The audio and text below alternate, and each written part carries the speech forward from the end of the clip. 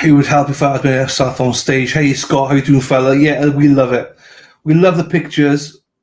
Shout out to Resilient to Silence for allowing us to use some of these pictures, and shout out to you beautiful people that keep sending me the pictures. Obviously, that was very Will-centric because guess what? We got fucking Will the Glarer on today, people. So we needed to make it Will friendly today. Here we go. Merch is in the house. How you doing? I'm glad all the grifters are able to come in person. What's that? I'm coming over. I'm a grifter. Good morning to you as well. Christine, how we doing? Hope you're well. I'm a baffled. Good morning to you. Thank you, Mimi. The big man's in the house. Hey, you all know what I feel about him when I saw him at the in Dedham. Fucking yoked. Fucking yoked. He is fucking huge. Fuck, he's like that. He's like a man mountain. I was like that. Fuck. If you remember, if you watched it with me and Sean were reacting to it, and I was like, double take. I was like, that is the Undertaker. He is. They say that you put a few pounds on your cameras doing stuff. They put 100 pounds of muscle on him. He's fucking huge. And he's about to join us in a second, so don't worry, people. He'll be here now in a second. Susan, good morning, my darling. Little Irish girl. Welcome back. So, Little Irish girl, I know you came here yesterday, because you said Will sent you yesterday. We sent you back, but you came back. So thank you very much for that. Good morning to you all, everybody. We all love you. Miss Gold, how are you, Medallion? Hope you're all well as well. Robert, good morning to you all. Like, I can't make the big man himself wait, people. I can't make him wait backstage here. Do you know what I mean? We got to get him on. And what way do we get him on, people? The only way I know how to get this man on. You all know him, but most of you know him. But we're going to go through his background and stuff like that because me will have never spoken before. And I want to know a lot about him because, you know, he's a kind of a big deal. He's kind of a superstar in all of this. So, you know, we want to get him on, and he has agreed to come on. But the best intro I can give him is this. I think we got a super dad. Super dad. I think we got a super dad. Super dad. Super dad. Super dad.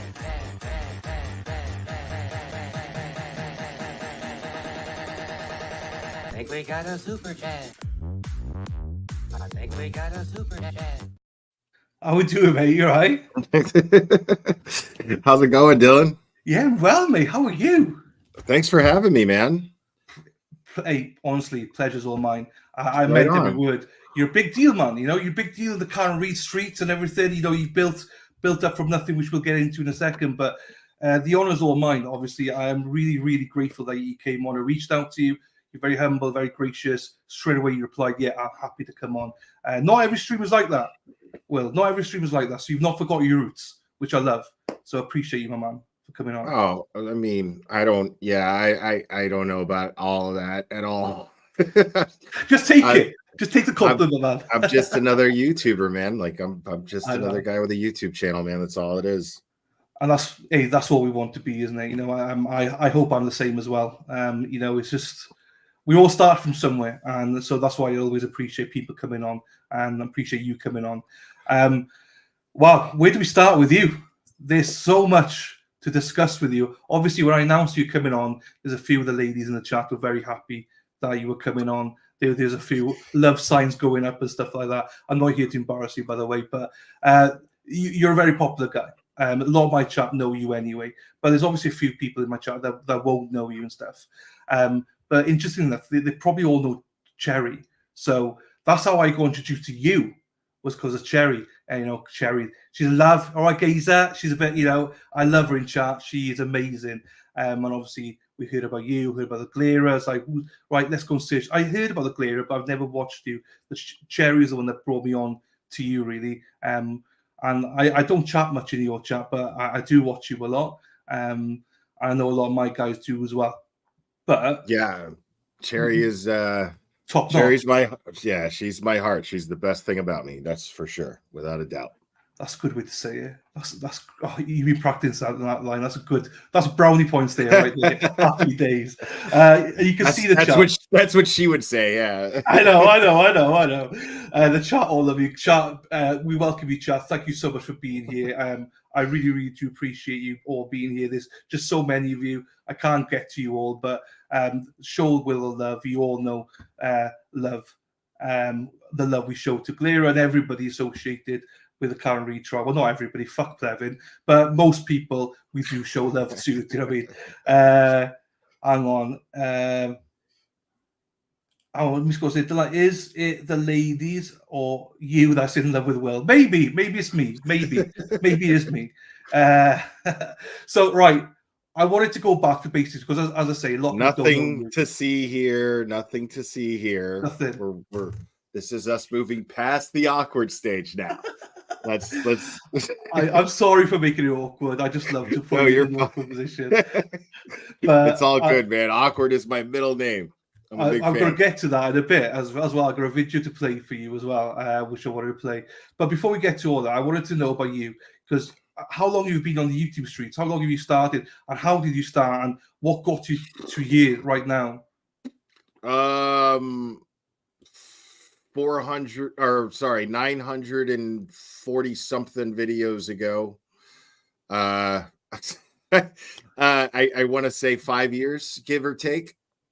I don't have like an anniversary date or anything like that at my first live stream, but yeah, about 5 years, give or take. And have you always done true crime, or is it something that you developed into? It's just kind of been more or less. I mean, I don't know. I guess mostly crime cases I've covered, and that's. But once in a while, I'll veer off to other stuff that just But most of the time, yeah, it's true crime, I guess. I just hate to be. It is what it is. If I'm a true crime channel, then I'm a true crime channel. Yeah. You know what I mean? But I would like at some point to venture off into other things that interest me as well. But it's just kind of hard to mix those things. Like people either like true crime or they like creators who are covering, movies and music and things like that, which I sometimes I like talking about those things, but I would never get an audience for that, I don't think. So no, that's tough. I just stick to the crime cases and try to stay true to the people who are loyal to me and log on. And so I try to give as much as I take, so they don't want to hear me talking about that stuff. So I'll just talk about the stuff they want to hear me talk about. That's fair. That is fair. But you've also built that audience, So I think a lot of them, though, sure. What you spoke about, really, I think they're your followers. As in, they love you for you.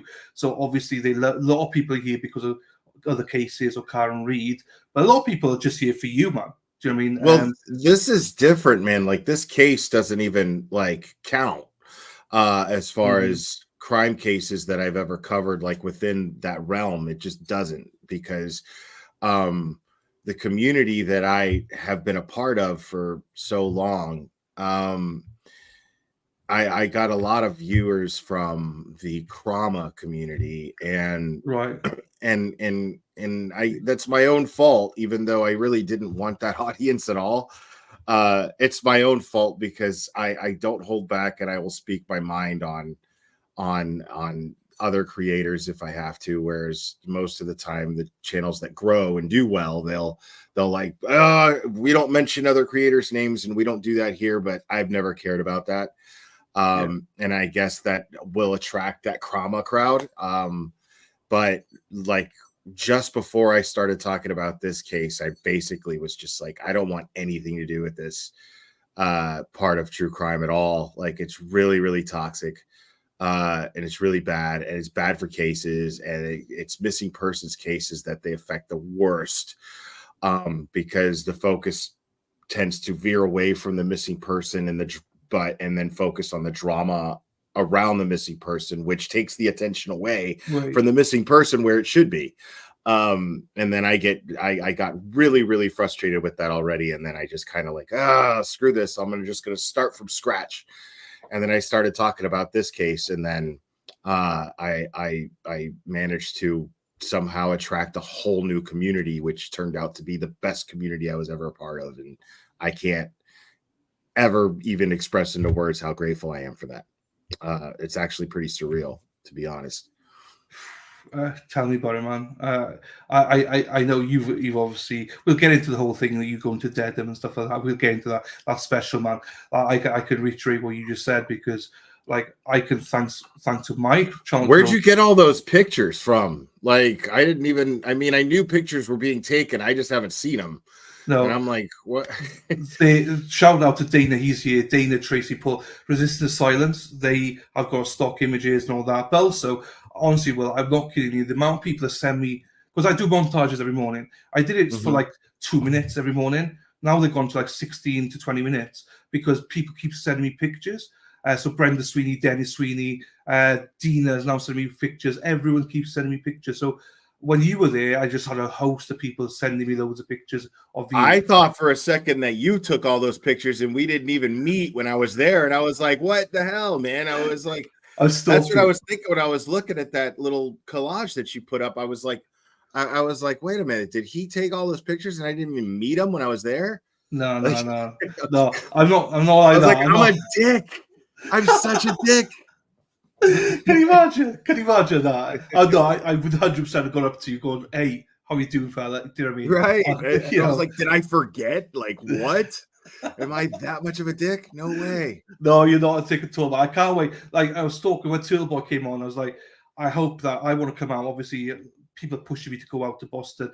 As it'd be great if we could do something when you come back out, and because everyone wants you to come back out and stuff like that. So, obviously, I would love to meet you. I mean, I want to meet a lot of the community of people like Mike and Brian and everyone that, such a great community that people that have actually put things together. Man. Yeah. I mean, every single one of these folks that I didn't have a bad interaction with one person the entire time I was there, and everybody who I wanted to meet, who like I interact with here and who I was like, man, I really hope I get to meet them. Some people I didn't get to meet that I was hoping to meet, but the people who I did get to meet that I was dying to meet, I did. And they were just like beyond as cool as I thought that they would be when I imagined meeting them. Everybody was awesome. It's great. Yeah. One of the best experiences of my life. And you can see that, and I'm very jealous of that, and I don't hide the fact I'm jealous. That you've been there. Obviously, it's a bit hard for me to come over, but I definitely am, and I will come over. And like Dennis Sweeney and his wife, they're like, right, we're doing a barbecue with you, we're doing this with you, we're doing. People just keep reaching out, going, yeah, we're cooking for you that night, we're doing this for you. I've never experienced that. Well, you said it's so special, and I don't think they quite understand how special they are. And I keep saying this to them when I go on Resistance Silence, or to people in chat, or people that message me. It's like, because a lot of them are embarrassed by the whole thing with Karen Reid. A lot of them are embarrassed. I'm like, do not be embarrassed for 1 second. You are beautiful people. You are beautiful. You are great. Not many communities do this, and you've experienced that. Well, firsthand. When you say, like these, there's embarrassment. I mean, anybody who takes pride in their hometown is going to feel that to some degree, but I completely agree with you that this is the issue with the entire case, really, is that the government and the powers that be in that community do not accurately represent the people there. Not in the slightest bit. And I got to see that firsthand. I got to, by meeting everyone and getting to interact with everyone. It was one thing that I got closure on, was just wondering, like, well, what's going on here? Like, are people just, is just some sort of hype thing? And are people just doing this because it's the thing to talk about? Because I've seen that before. And I didn't get that vibe.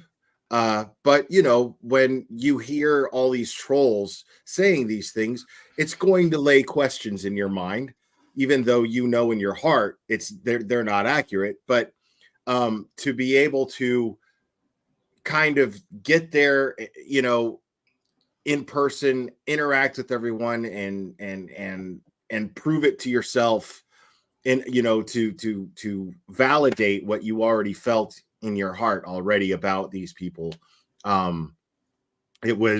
It was more like, even just being like, fuck you trolls, excuse me for my language, sorry man. There's please swear, be yourself, please swear. Okay. Okay, but just to say that, you know, it was so minimal in comparison to the gratification and just the happiness I felt from getting to meet everyone and interact with them. And I didn't know how to handle it. I didn't know what to do. It was a lot, you know, but it was a lot in a good way. It was just an overwhelming amount of mutual support that everyone seemed to have. And I was thrown right into that. And it was just really, well, I threw myself right into that, but it was amazing. It was one of the best things I've ever done in my life. And I'm really glad I did. And I can't wait to go back.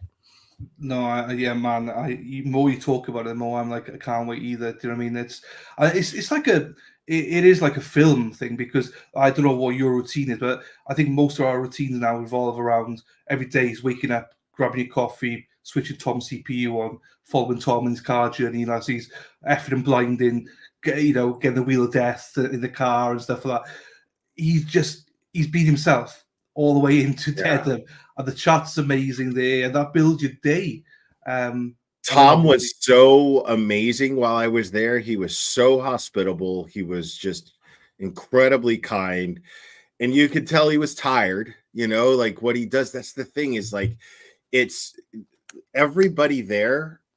And Tom, I got the most out of, the most impression of this from interacting with him. But everyone there, make no mistake, like, you're wondering, they're out there every day and they're out there all day. Like, are they tired? Yeah, they're tired.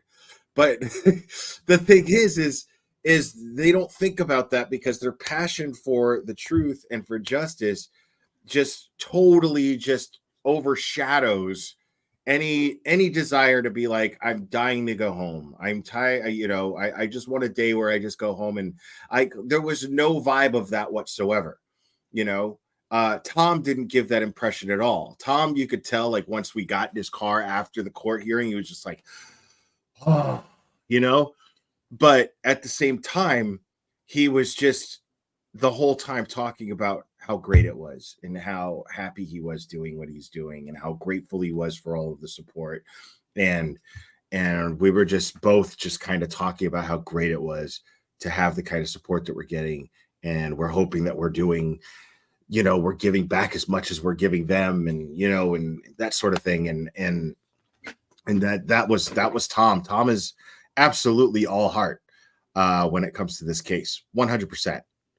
He's totally emotionally invested in this case in a good way. You know, but his heart is absolutely in this. I saw it firsthand. He and we went to the waterfall.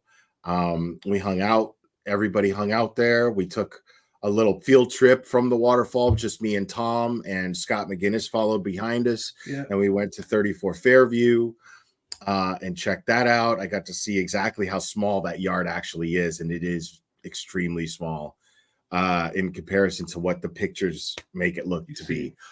Yeah, there's absolutely no way that if Karen Reed hit John O'Keefe with her Lexus, that the people leaving that house would not have seen him laying in that lawn. There's no way. It's not possible. It's not possible unless you're just blind, but it's not possible. But it's good now because you've got that first-hand experience. As you say, you've seen it for yourself. And I know you just mentioned it and said it does look different, but how different is different, though? Do you mean, is it that is it that tiny where you were like, we like, wow, shocked about it, or was it like, okay, that's a bit smaller than I thought it would be? I mean, it was more confirmation because I know, like, anybody who takes pictures Yeah, knows that sometimes pictures will misrepresent. Like, even when you're taking the picture, you could see, especially when you're getting something in one shot, the perspective is going to be, you have one end of the yard that's because you're framing the picture. Mhm. So one end of the yard is going to be at the very edge of that picture. The other end of the yard is going to be on the very other end of the picture. Yeah. So naturally, it's going to look like a huge yard. Whereas when you're in person and you see it in perspective, it is not a large yard at all. They needed to mow it. The new owners, they were in desperate need, but it could be they were on vacation or something. But Yeah, maybe. but it was That's it definitely needed to be mowed. But even still, even in that tall grass that they didn't cut, I would have still seen John laying there if I would have walked out of the front door in the middle of the night. Man, it's just not believable. I don't see how. I give everyone respect. Everyone has an opinion, okay? And I know a lot of people came into this trial with I am not going to prejudge. I'm going to go in. You know, even us, I suppose, were like, me and Sean was speaking about this on stream, saying, like, we both think that they should never come to trial. We think that, you know, it's one of these things that we believe Kara's innocent. But we also both said the same thing. If there was anything that showed us that she was guilty, we'd put our hands up and go, hey, that doesn't look good. But we've not had that moment. We've not had anything at all to show anything that the Commonwealth putting together, anything that, like, your Plevins and all them are saying. Where are they getting their evidence from? Because I'm not seeing anything that they're seeing. I don't see it, you know. And I think you're probably the same way. And I think you're quite outspoken about stuff. And I'm not speaking on your behalf here, but if there was something that you thought, right, hang on, fuck, I did not know that about Karen, I did not know about this case, or something that we weren't aware of, you probably would put your hand up and go, geez. Yeah. No, I mean, I'm still waiting for the prosecution. That's never changed. If the prosecution were to all of a sudden have a bombshell proof, like video footage of Karen running John over, I would be like, dude, she did it. You know, like, I'd be like, yo, I would be saying the same thing to the very people who support me now. Like, who, if they were to deny what they're seeing, I would say the same thing to them as I say to the other people who I consider trolls. I'd be like, are you blind? Yeah, I would absolutely do that, because I have been and am still only interested in the facts of this case and the truth. Yeah. And you know, considering everything, and then meeting Karen Reed, meeting her defense team, they are absolutely not just Karen and her family, who are amazing, by the way, but her defense team is just as passionate outside of that courtroom as they are inside of the courtroom. They believe in this case. I can absolutely tell. I could tell by my interactions with Jackson. I could tell by my interactions with David Yannetti. I can absolutely tell. I didn't speak much at all to Eliza Little. She's very reserved. She kind of keeps to herself for the most part. Mm-hmm. But we did meet, shake hands, and say hello and everything. Nice to meet you. But Yannetti is a little more personable, but still pretty reserved. But Jackson is exactly how he is inside that courtroom, except with F-bombs. That's what, yeah, he's exactly the same guy, except he just, you know, will drop F-bomb after F-bomb. You know? I love it. I love that. Yeah. That's what my favorite thing is. He's awesome. I love that. Bishko says it's Cherry's birthday today. Is it her birthday today? It's absolutely Cherry's birthday today. And happy birthday, Cherry. Happy birthday. She loves cheese, so everybody drop cheese emojis in the chat. She loves cheese. There you go. I'm not even going to ask Cherry's about that. Birthday. Yeah. So just so you know, I've got to interrupt our I don't call this an interview because I don't believe in calling stuff interviews. I just want to get to know you. But I'm going to interrupt this for a second, and I'm going to sing to her, because I always sing in Welsh. Anyone's happy birthday. Are you going to sing happy birthday to Cherry? in Welsh. In Welsh? Oh my Welsh. God. I It's do not it even my birthday. Oh my God. I This is do the it for best day everybody. ever. So This here we is the go. best day ever. Pen-blwydd hapus i ti, pen-blwydd hapus i ti, pen-blwydd hapus i Jerry, pen-blwydd hapus i ti. Hey! Let's go! Hey! Let's fucking go, Jerry! Happy birthday, love! Let's Happy go! birthday, love. Happy birthday, love! Happy All right, birthday, geezer. Sherry. Sugar and spice, all Happy- things nice. Happy Womb Liberation Day, Cherry. I We love that. you. I love that. I love it.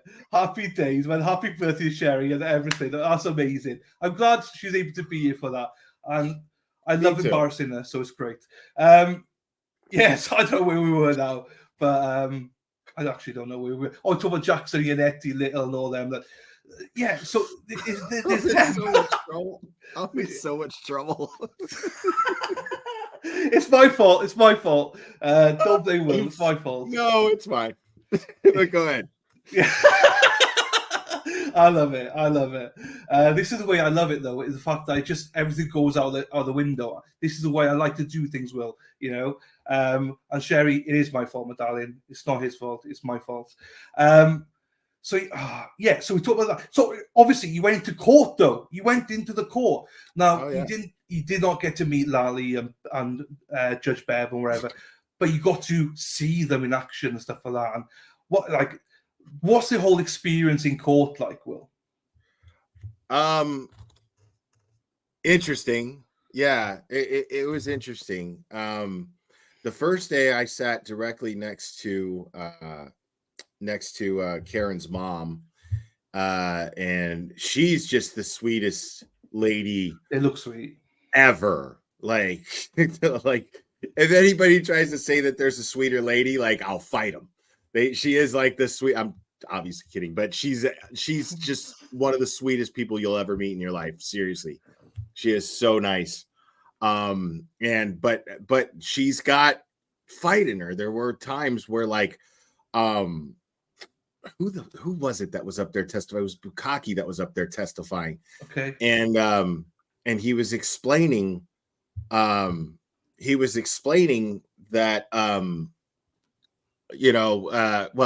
lying, but talking about how when they went to Karen's parents' house to interview her after John's death. And so there were all kinds of details that he was lying about, which I'll keep to myself for the moment. Yeah. But there were moments like when there was like a recess, Karen's mom leaned over to me like, he is lying.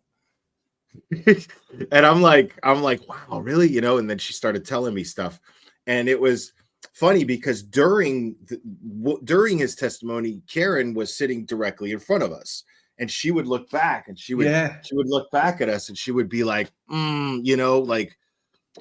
not caring at all how that the jury is seeing this, like not caring at all, which again tells me that she's innocent, because she's not sitting there trying to put on a show versus him.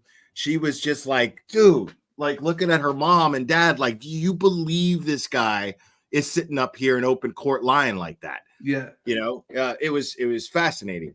And then, Karen's mom explained to me some of the details, and I was just like, what? I was just blown away. Yeah. And the more that he talked, like as I'm sitting there, and I guess because there were times where I would react, where I would just be like, oh God, because stuff that I knew he was lying about, and I would just be like, and her mom would just kind of like put her hand on my thigh for a second, like, or give me a look like, yeah, and then, yeah.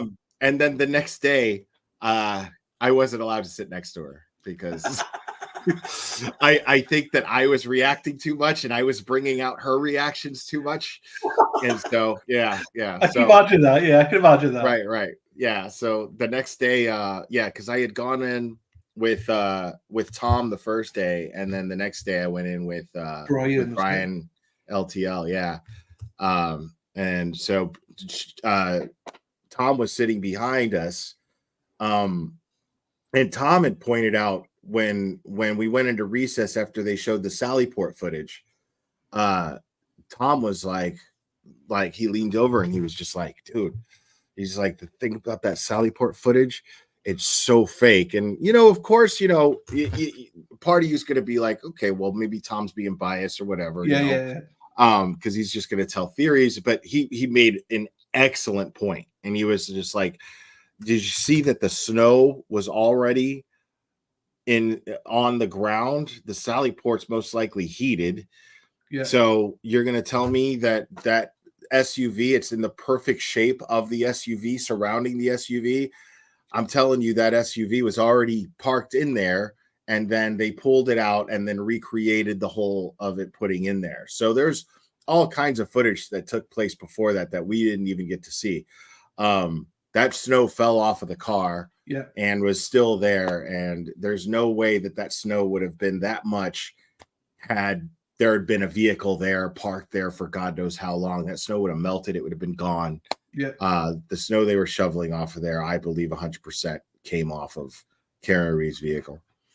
Yeah, because I didn't know Tom's background, okay, until I had him on last week, and he started going into his experiences for exactly what you just said. He said on this stream, I was like, wow, that's unbelievable. It's the small intricacies of stuff that you just take for granted. Like, no, who would? I didn't catch that. I didn't catch that at all. That was in between the Sallyport footage, and then that was that day. And then the next day is when they cross-examined Bukkake, and they put and then they showed the tire moving. And I got to see the jury's reaction to the tire moving of John's vehicle when Karen backed into it. That was a game changer. That was a total game changer. Yeah. And I could tell you 5 minutes into being in that courtroom the first day, I could tell you that the jury would not have, there's no way that jury was going to unanimously find Karen Reed guilty. Okay. There was already a lot of doubt in that jury. Just that first day that I was there was a lot of doubt. Well, I want to ask. So yeah, and what I was going to say was, and then the next day, once I saw that reaction from when they saw that tire move, and that was the big change. Like they gasped, like there was audible gasps, and everyone reacted. Everyone was like, whoa,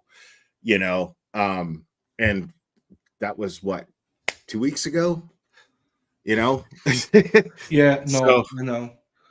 I know. Well, I got another question for you on that one, but before I do, I'm sorry, right, but I'm going to nick your theme here, right, because it is the fucking Glera show, everyone. It's the Glera show, so here we go. 2 seconds. Will. I think we got a super dad. Super dad. I think we got a super dad. Super dad. Super dad. Super dad.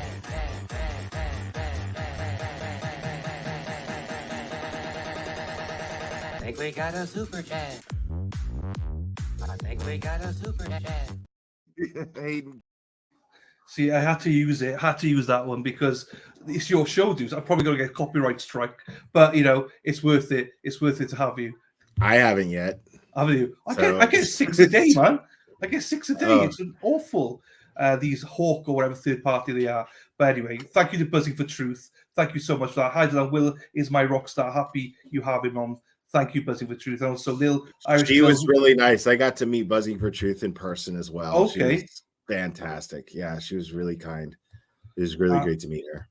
And Lil Irish Girl, who did turn up a day early, but we still appreciated you. We still welcomed you, and we still sent you back to Will in one piece, I hope. Thank you for having us, Dylan. Thank you for being here, Lil Irish Girl. Also, thank you for yesterday. You were so gracious. You were so lovely as well yesterday when you did pop in. I hope that you've enjoyed it anyway. And thank you for coming today. And also, Ashlyn Wade, thank you for the PayPal as well. Great show. Thank you, Ashlyn, for that. So going back, if everyone's got questions, make sure you highlight them for Will, and I'll try and pull him up. But going back to the jury for a second, because obviously what happened this week when Melanie and Bedro were in, that that juror got sent home, obviously. And they were saying that, obviously, rumors, I don't know if you know more than me, I don't know, but rumor has it, some people said Probably that, not. no, probably not. But I take rumors with a pinch of salt. But allegedly, she Same said here. she didn't like the fact that Karen smiled, and they were talking about it with other jurors and stuff, and then she got dismissed and stuff. No idea. No, but she was a juror in there. But you didn't. Some people are saying she was negative towards Karen. But did you get any kind of indication, any sniff at all that anyone was against Karen? Because you just said about the whole thing with the wheel. Everyone's like, whoa. I think that jury is incredibly intelligent. That was the vibe I got from them based on what they were reacting to, what they weren't, what they were taking notes on. I was watching the jury pretty closely. Because I mean, that's the difference between seeing it in person and seeing it streaming, is you don't get to see the jury when you're streaming it. So being in person, I when I'm streaming it, I'm sitting here going, man, I wish I could see the jury right now in certain moments. So I took full advantage of that, and I paid close attention to that jury. And that jury is an intelligent group of people, very well selected, it seems like. Just based on, like I said, all I have to base that on is how they were reacting to certain things and what they were taking notes on, what they were really paying attention to, and what significant issues were being addressed during testimony, and how they, like I said, reacted to. But I didn't get, based on that, is I would not say that they're looking at things in terms of whether or not they like Karen. Mm-hmm. They're fact oriented, is what the impression I got was from that jury, was that they were just simply fact oriented, not concerned about Karen, her reactions, whether she's smiling, whether she's not. I mean, I'm sure that they're taking some of that into consideration. I would imagine so. But the thing is that this is a case where the facts are speaking for themselves. Karen Reed is not coming off like she's trying to convince the jury of anything. Mm-hmm. She is coming off as someone who has full trust and faith in the truth. And I mean, as I've mentioned a couple times already, when I met oh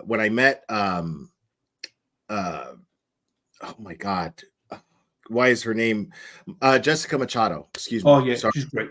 She's great. Because immediately, as soon as I'm in the courtroom, she was one of the first people into the press area, and immediately I was like, hey, and she was like, hey, and we'd never met. We'd never even spoken, but we recognized each other immediately, because I was dying to meet her. And she was really, really awesome, by the way. And we were talking, and one of the observations I made to her was that it's fascinating that Karen and her family, they are absolutely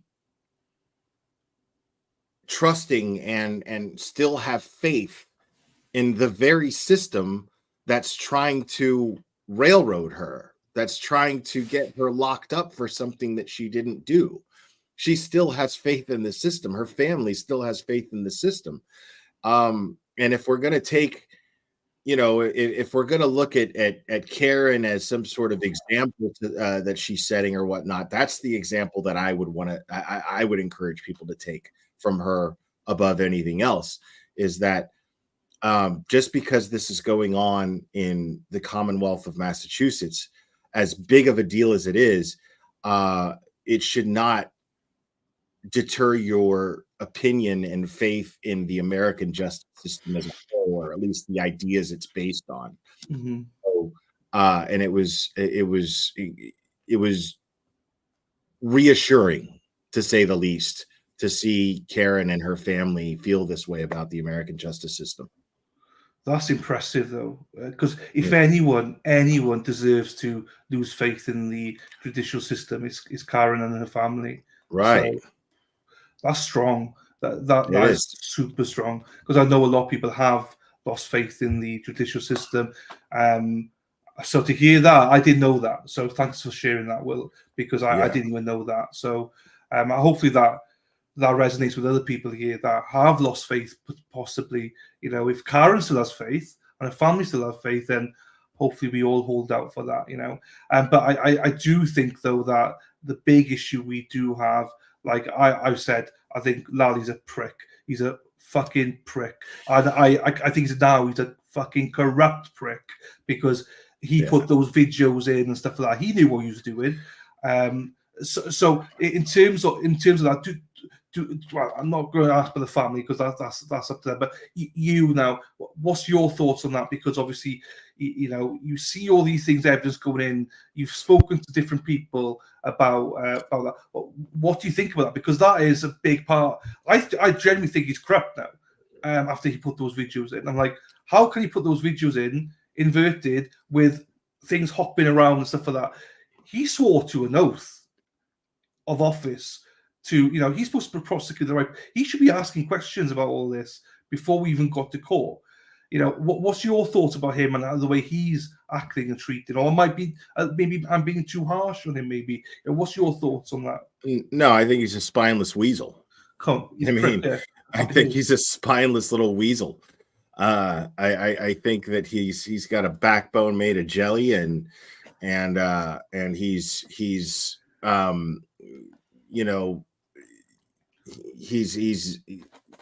acting on Michael Morrissey's bidding. Anything that Michael Morrissey is telling him to do, I think is what he's doing. Because you could tell by the way that he executes these things. He doesn't execute anything with any enthusiasm. There's no passion behind anything of what he's doing. He's incredibly boring. He doesn't believe in what he's doing. You can absolutely tell. I mean, and he's Olivia said a backbone made of hair jelly. Hey, Liv.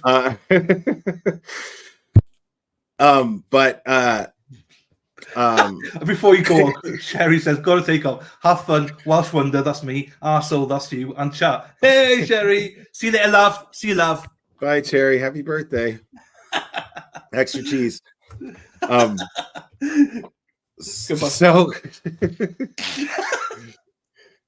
But yeah, Lally, he doesn't believe in anything that he's doing at all. And you could just tell, and the jury can tell. The jury can tell, and you can tell that he's just a lapdog for Michael Morrissey, and I would say, I would go as far as to even say that he's a patsy. Michael Morrissey knows that he and his office are under investigation, and he probably, if I had to guess, based on the performance that's taking place in that courtroom, I'd say that he assigned Michael Morrissey, put the least effective district attorney or assistant district attorney on this case, in order to be the face of to be the person to catch the blunt of all of the backlash from even trying this case. I think that everybody who's been put on this case from the investigators on up have been hand selected to be the patsies, to be the faces of the worst possible prosecution, the worst ever prosecution that's ever been made public. I think it's pathetic. I think it's sad, but it's so obvious, because I mean, if you're really trying to get justice for a Boston police officer, if you're really trying to get justice for a Boston police officer, because if you're looking at American heroes as far as police officers, there's the NYPD during 9/11, and then you've got the Boston PD because of the marathon bombings. These are American heroes. So why wouldn't you put your best people on the prosecution that is designed to get justice for John O'Keefe, for a fallen Boston police officer? Why would you get the worst of the worst? Because you're going to tell me that there's not a better ADA at the Norfolk County District Attorney's Office to try this case? You're going to tell me there's not a better lead investigator than Michael Proctor? You're going to tell me there's not a better accident reconstructionist than Joseph Paul? They're putting the worst of the worst because they want to be able to say at the end of the day, well, it was just negligence. It wasn't corruption. I got no skin in the game here. Why this guy didn't do his job properly. That's what Michael Morrissey's going for here in order to avoid federal indictments. And it's just a pathetic attempt to do so because it's not going to work. That in and of itself, this action of not doing the best you possibly can, not doing everything in your power to get John O'Keefe justice screams of corruption. Yeah. And also, we say you mentioned the ADAs and stuff like that. That McLaughlin, I don't know who the hell she is, but she's not done anything. She's sat there like she hasn't done anything. She's done it. I'm not sure if she's too shit. I don't know if she's like even capable. I don't know what's she doing there. I'm just like, she's only spoken once, and that was to lie. I wonder about that too. And I wonder if Lally is just like he's aware of everything that's going on. I mean, he's got to be smart enough to know what's happening here.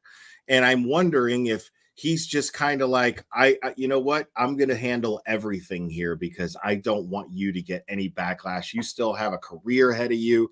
And, I'm the bad guy here. I've been assigned and tasked to be the bad guy here, and that doesn't need to fall on you. I'm hoping. I'm probably giving him too much credit, but I'm hoping because it could just be a simple thing of, well, this is such a complicated frame up, and these investigators did such a bad job, and now it's up to us to execute the rest of this frame up, and I can't have you screwing it up. So just sit over there to the sideline. It could be a case of that too. But I'm the former of those possibilities is me giving Lally the benefit of the doubt. Yeah, you're nice side, and I do know I said all along. I said like I feel sorry for him to a certain extent throughout this because I thought he was given this with no choice. You either prosecute or you whatever. That's how I felt at the start, right? Until the bottom line is every single one of these people took an oath to uphold justice. 100%. And everything here is showing, all the way to Judge Bev, like she took an oath to uphold justice, and the decisions that she's making are not in the interest of justice. They're just simply not. I was going to ask you about that, Judge Bev, because that's what I was going to move on to now with you, Judge Bev, because we talk about Lally and we talk about that side of it. I say I'd give him benefit of the start because I thought he might have actually thought she was guilty. I thought there might be evidence here to show where maybe he believed it, but there's nothing. That's why he's a corrupt prick. But talk about another. Oh, like he's a prick. She's a bitch. What is she doing? Well, I mean, I got zero respect for her during the pre-trial conferences. Obviously, treated the defense like they're pieces of shit. Basically, just always cutting them up and stuff like that. So I did not like it. So coming in now, how are we in a position, Will, right, where the defense have to put their experts up there for her to say, "Oh, are they qualified enough?"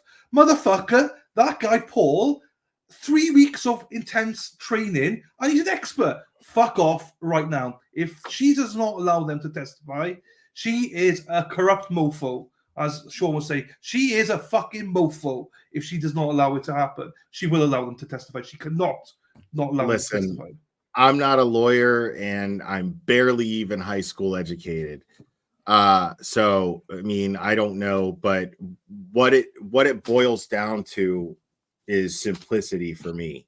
For me, it's again, Judge Bev took an oath to make decisions in the interest of justice. And the problem with this is everything she does not seem to be in the interest of justice. And the thing with Joseph Paul being an expert, her allowing him in, I hear a lot of people going, well, how could you allow Joseph Paul in as an expert, but you questioning the defenses? I don't look at it in terms of comparing the two because he's a state trooper. He was the one assigned in the investigation. So I don't see how she couldn't let him testify as an expert, because he supposedly conducted, as an employee of the Massachusetts State Police, in an open investigation that was tasked to the Massachusetts State Police. Of course he has to testify.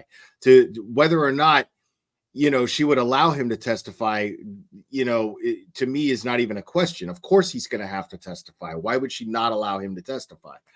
But that has nothing to do, in my opinion, as to the reasons why she should let these experts testify. I feel like she should be letting these experts testify simply because this is the defense's defense. This is Karen Reed's defense. That she has a right to a defense. The way a trial works is the prosecution has a certain amount of time to present their cases, and not necessarily a certain amount of time, but they have a certain amount of leeway to present their case against Karen Reed, and then Karen Reed has a right to present her case in order to defend herself. And if her entire case is these experts, those are the people that they plan on bringing up as witnesses, as expert witnesses. I feel that it's just a violation of her rights to not allow them to testify, to even question whether or not she should allow it. The fact that Lolly filed a motion to not allow them to testify, right there screams corruption to me. I mean, you're filing a motion for the judge to violate Karen Reed's civil rights, is how I look at it. Now, again, I'm not a lawyer. Maybe I'm looking at it wrong. I don't know. But that's the way I'm taking it, is Lolly filed a motion to violate Karen Reed's civil rights, her basic human right, her American right to a defense. And Judge Bev is entertaining this attempt. And by entertaining this attempt, she's accountable, because she's going to be the one to finally decide whether or not Karen Reed has a defense. And if she blocks Karen Reed from having a defense, in my opinion, she is absolutely violating her rights. And she is not in pursuit of justice. She's not in pursuit of the truth, because that would allow her the opportunity to rebuttal the Massachusetts State Police, who she is accusing of framing her. And if that is her defense, then she should be simply allowed to present that defense. I mean, no matter what, if she says that Pee Wee Herman, is the reason why she is her defense, that she should have the right to call Pee Wee Herman's loved ones, to testify if that's the case. I mean, if she has a right to present her case to the jury, and the fact that Judge Bev is even entertaining and tossing around the idea of cheating her out of that is absurd to me. And how she helped Lally as well. Say, Lally, just concentrate on this. Or Lally, what do you think about point 4? Lally was like, I'm happy with these experts. They're experts. But what do you think about point 4, Lally? And Lally's like, well, I don't know, Judge, but I don't want her in anymore because you mentioned it. So I feel that she's coaching him as well. Like, fuck. Yeah, she definitely seems to be holding his hand. That's for sure. And it's really annoying. It's really irritating. There's a shout out here for both of us. Good morning, boys, from Dennis Sweeney. Love you, brothers. Let's fucking go. Dennis going to court Tuesday. Let's go, Dad. Hopefully Brenda's with you. Dennis and Brenda, two beautiful people. Love them. And they're a big part of how I got the photos as well. And also there's pictures here of you with Dennis, and Dennis is slightly taller than you. Do you know how big you looked, by the way, on TV? You look yoked, man. Here you look normal, but on TV you look fucking huge. I didn't see myself on TV, so I don't know. Creepers. Like, I was shocked. I was genuinely, even Sean was shocked. Sean doesn't get shocked. Sean was like, wow, Will's bigger. You don't mess with Will. He's bigger than I thought he would be, because now he look normal size. But anyway, I digress. But good work, buddy. I exercise a lot. Yeah. Yeah, I work out a lot, but it's not to like it's weird. I don't do it for vanity, and I don't do it for to build strength, and I just do it to manage depression and anxiety, honestly. Yeah, yeah, yeah. So I don't really it's sometimes I get that from time to time. Like I was walking to the gym one day, and I live in, in butt fuck Tennessee, like really like really in the sticks, more or less. And some dude like pulled his truck up, and he was like, "Hey man, anybody ever say that you remind them of Bill Goldberg?"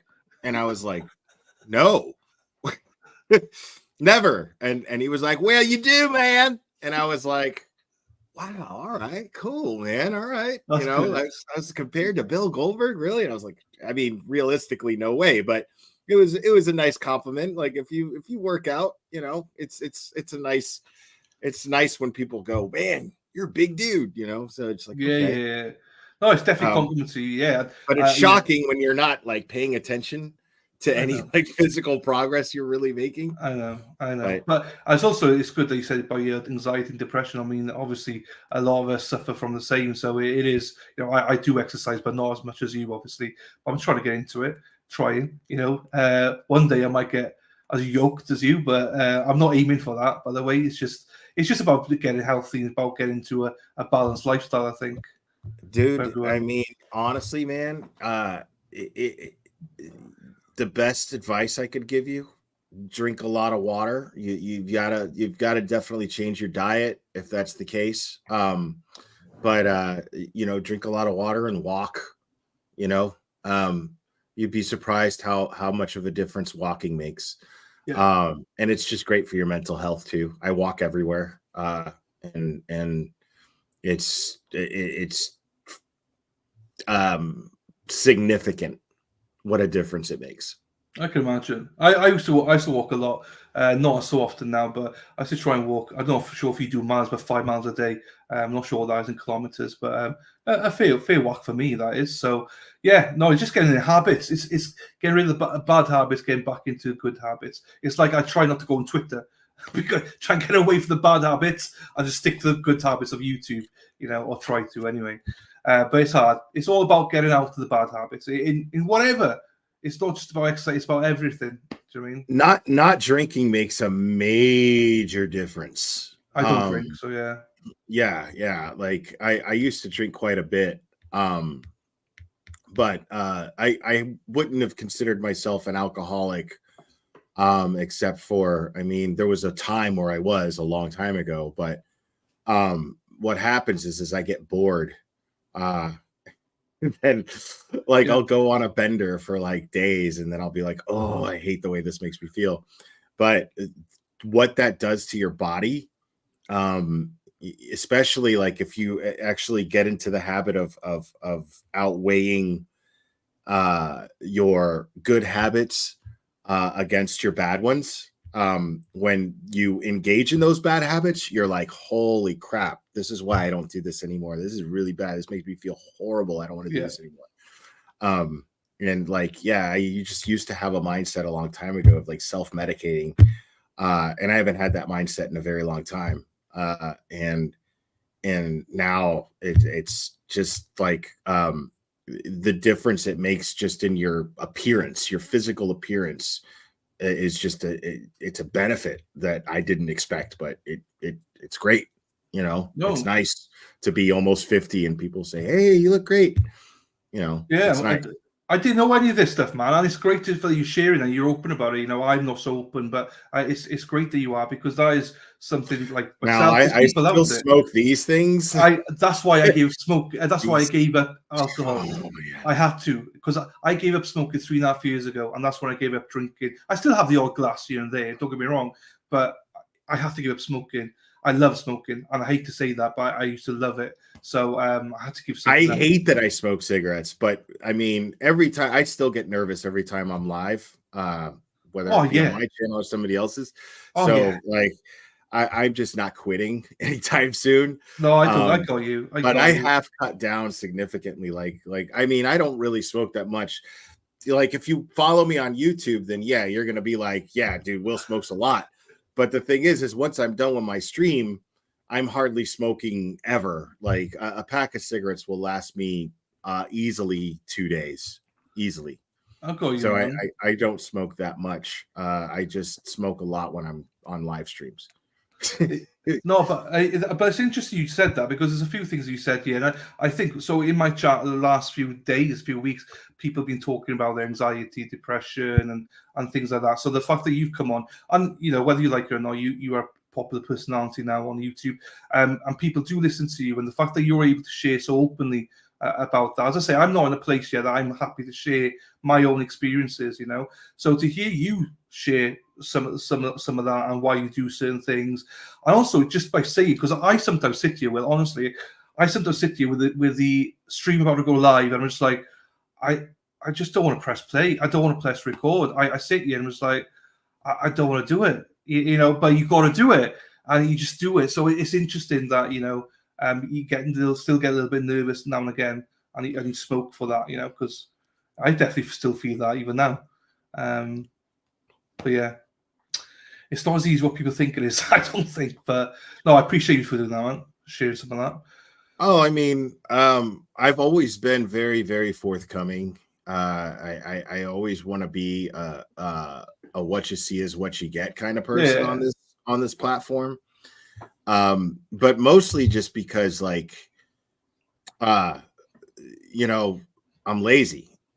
Like, yeah, I mean, that's what it boils down to, is like, if I come up here and I have to keep up some sort of persona, it feels like work, and I won't want to do this. And this is one of the best things that I've ever done. And so if I start, coming up here and I start being, just fake, or I'm lying and I've got to keep up with lies and blah blah, it's a lot of work.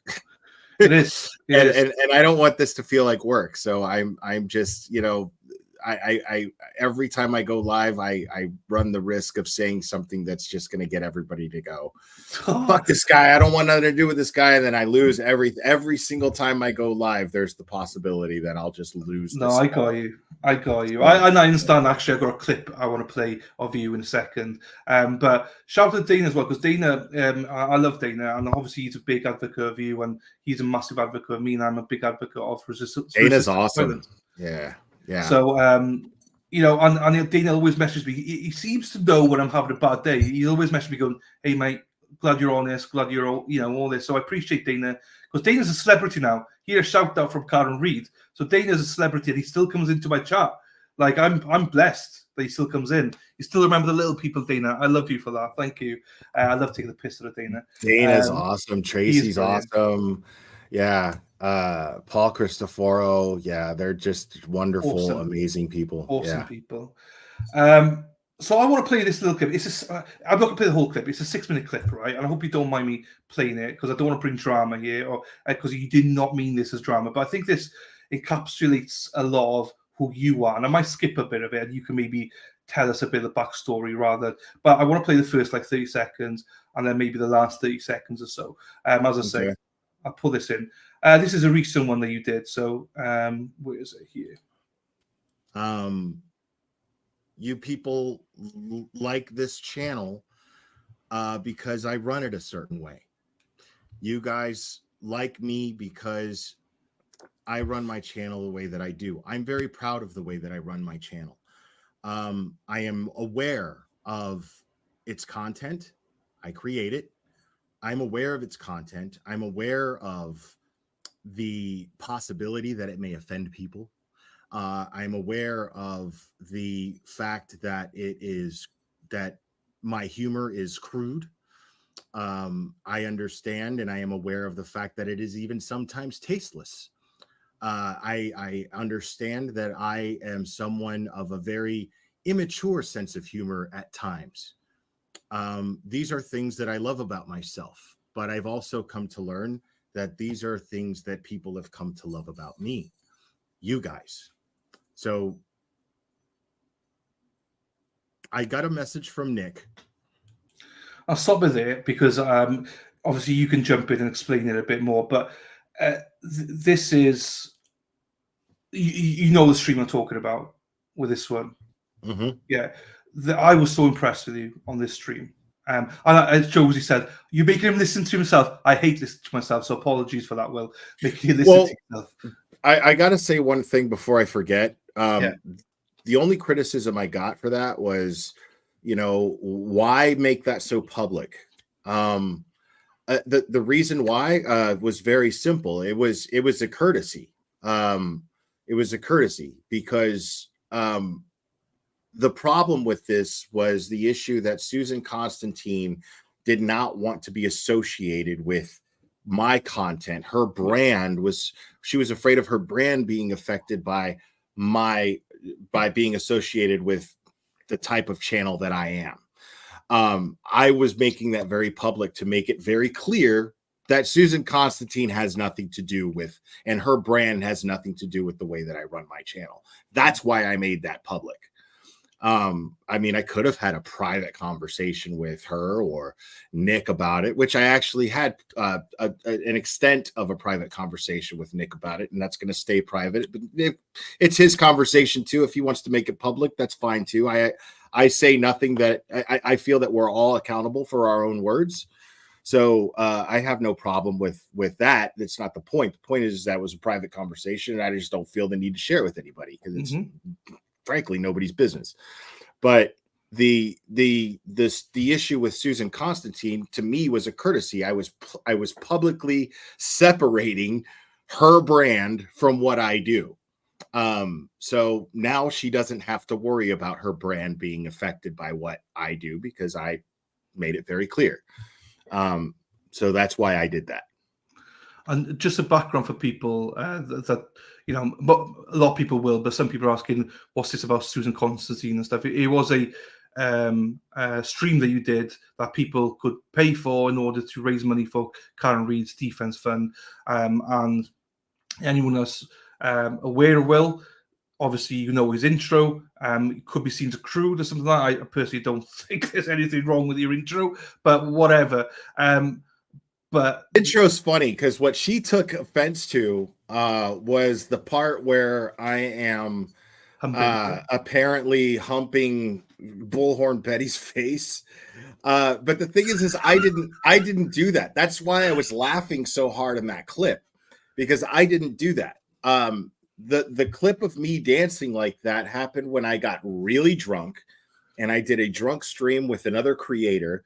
That creator decided to clip that and use it as his, since he uses OBS, he decided to clip that and use that to troll me as his every time he got a donation or you know, and it automatically happens. Like he has no control over it. He could take it off, but he would have to sit there and mess with stuff, not in the middle of a stream and not in the middle of an interview that he was conducting. And this dude and I had a falling out. And so he continued to use this clip of me thinking that it was trolling me because I, you know, and, you know, look at how, what a drunken idiot the Glairer is when he gets drunk. And yeah, I acted like a buffoon who was drunk, and it was fun. You know, I have no regrets about that. yeah. And so, yeah, it was just me being silly. But the funny thing about this was we had this falling out. He decided to use that as some sort of way to troll me every single time somebody would you know, I guess trying to more or less emulate what I do with Ryan Upchurch when I get super chats. And then and then he decided to interview Bullhorn Betty. And he was supposed to be taking this interview so seriously and blah, blah, blah. And he was doing it to piss off everyone because he wanted to, you know, make her out to be like she was doing noble things when the truth is what she does is exploit missing children. And that's all she does. She's a nightmare, really. And so what happened was, while he was conducting this interview, I decided to troll him and stream the interview to take views away from him, just to be a dick, because I'm a petty asshole. Yeah. And it just accidentally turned out that every time, the way he had his stream set up, every time someone would donate to him during his stream, my image would come up dancing, and my crotch just happened to be lined up with her face while she was being interviewed. And it was beautiful because his troll to me backfired on him and Betty. It was a double whammy. It was the most beautiful shit in the world. And that's why I was laughing so hard in that clip, because I was like, that's the best shit fucking ever. Because I didn't do that. This is this guy trying to troll me, and it backfired in this beautiful way that I didn't even have to do. And just because I streamed him to troll it,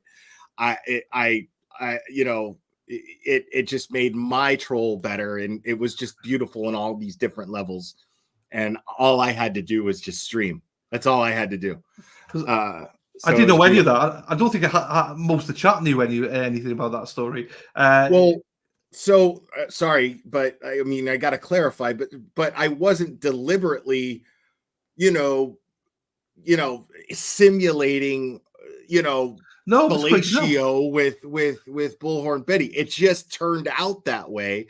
So it's just ironic that Susan Constantine thinks that I'm that kind of guy that's going to simulate that deliberately on a woman and disrespect her that way. I didn't do that.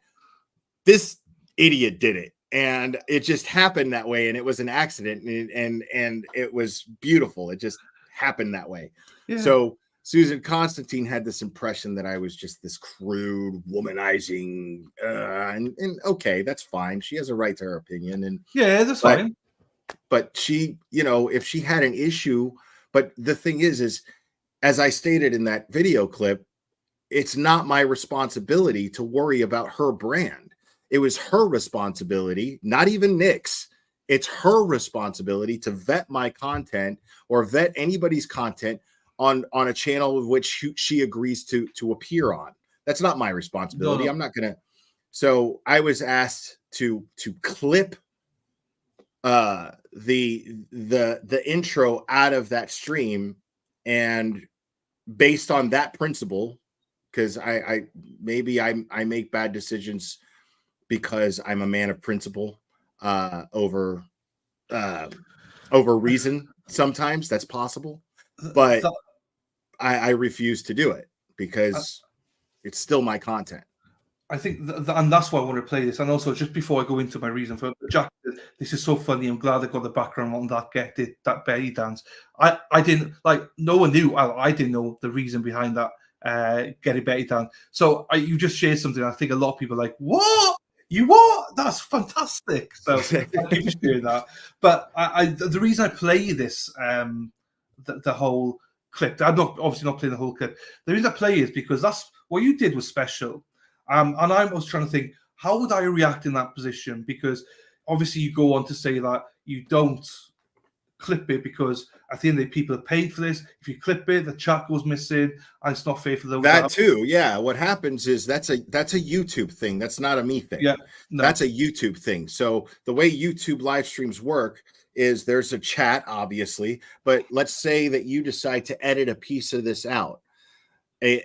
What automatically happens that you have no control over whatsoever. If you edit any part of this stream out, when the replay happens, the chat will not be visible. It disappears. It's gone. And it wasn't fair to those people who donated money, because a lot of people get in here so that they can interact in the chat. And maybe they want their comments memorialized. They paid for that. Yeah. That's so. That's again, I'm crediting you here, and I'm sounding like I'm blowing you off here, but I'm not. I'm trying to be like, not everyone does this. I think a lot of people would have got that message that you had. I wouldn't give them two fucks about the audience and stuff like that. They would just be like, yeah, whatever, we'll take it down. And not in a malicious way, maybe. Just gone, yeah, we don't want to offend her, blah, blah, blah. And I thought long and hard about what you did, and I was like, you're not offending her one bit. At the end of the day, I mean, if she's offended, that's her. Yeah. She's offended, no disrespect to her, but if she's offended, that's her problem. You know what I Exactly mean? that. I'm not here to worry about whether or not you're offended. That goes Yeah. for anybody, you know, Yeah. like, but the thing is she's just no more special than anybody else, in my opinion. No, I You know, agree. like I respect what she does for a living and I respect her brand even, but it's not up to me to go, oh my God, you know, Susan Constantine, you know, your image and your brand and everything like that is probably best that you don't come on my channel. I didn't care about any of that. I don't care about that. It's not my job to care about that. What I cared about was raising money for Karen Reed and her defense because because she's being railroaded. Period. That's it. That's all I cared about. I was watching it, I was clipping it, right? And I was watching it, and your chat just blew up. Everyone's like, fuck yeah, Will, we love you, Will, yeah. That's what he did it for. That's what it's all about. The chat appreciate that. And I don't think every content creator understands that without the chat, without the viewers... I didn't do it for that, though. I'm grateful that people reacted that way. I know, but because I actually expected, when I started that stream, I expected people to be like, nah, you're a dick. Like, Susan Constantine was nice enough to come on your channel, blah, blah, blah, blah, blah. And I expected to have the same, you know, pushback that I was kind of afraid of, you know. No. But the thing is I do that to myself all the time, where I put my ass on the line. Whereas, like, you might change your opinion of me. You might have liked me yesterday, and then today you just think I'm a selfish prick. That's fine, you know. And then I'll start over, and I'll build my audience all over again if I have to. But I'm not going to. I'm just not going to compromise my own principles and my own self-respect. I just won't do that. I think that, but again, that's going to my point of these people believe in you. These people trust you and believe in you and will support you. I mean, that's why they showed you love, because you made a decision for the youth believe is right, and they didn't even bat an eyelid. It was like, that's loyalty.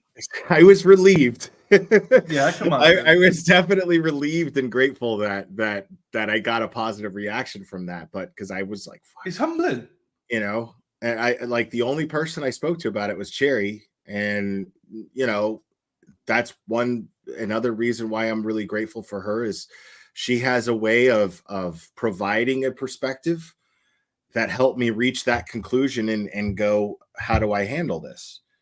Because I actually, even for a moment, considered editing the video. I actually did. And then she helped provide another perspective that made me go, you know what? Okay, this is what I'm going to do. If the issue is she doesn't want to be associated with a channel like mine because it'll affect her brand, I'll make sure the public is aware that my brand of humor and my crudeness or whatever is not something that she endorses. I'm perfectly happy to do that. Yeah, I'm not ashamed of it, you know. If she is, that's cool too. She has a right to feel that way, you know. I'm not trying to mess up her brand. I'm not trying to mess up her career or what she does. I'm not trying to mess up her image. I don't want to do that. I was and still am very grateful to her for joining me, and I do still feel exactly how I felt about the conversation we had. I felt it was extremely insightful, and I thought it was fun. And you know, if she wants to judge me based on my intro, I can't really do anything about that. No, I agree. Nothing I can do about that. I got right. Someone's just entered the chat, right? Well, that is, I will have to say this, right? They're even more of a legend than you are, sir. Right? So I have to shout them out because every time they come in, I just feel humble. So here they are. Microdots is in the house. So yeah, I think everyone, yes, absolutely. Microdots. Yeah. You all know we love Microdots. I think he is probably the one person that everyone adores and loves for his creativity, what he does. I mean, his talent is. I always give him a shout out because I love him that much. I love his work that much. So shout out to you, Microdots. And what Microdots is literally vital to this movement. Yes, it's indisputable.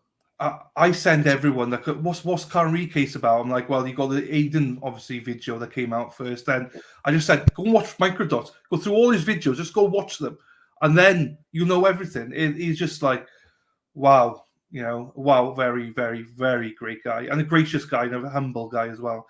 Right, I was know dying to meet him too. I was really hoping to meet you didn't see Microdots him. when I went there. Like the AV guy, I forget his name, the one that we see there Yeah, yeah.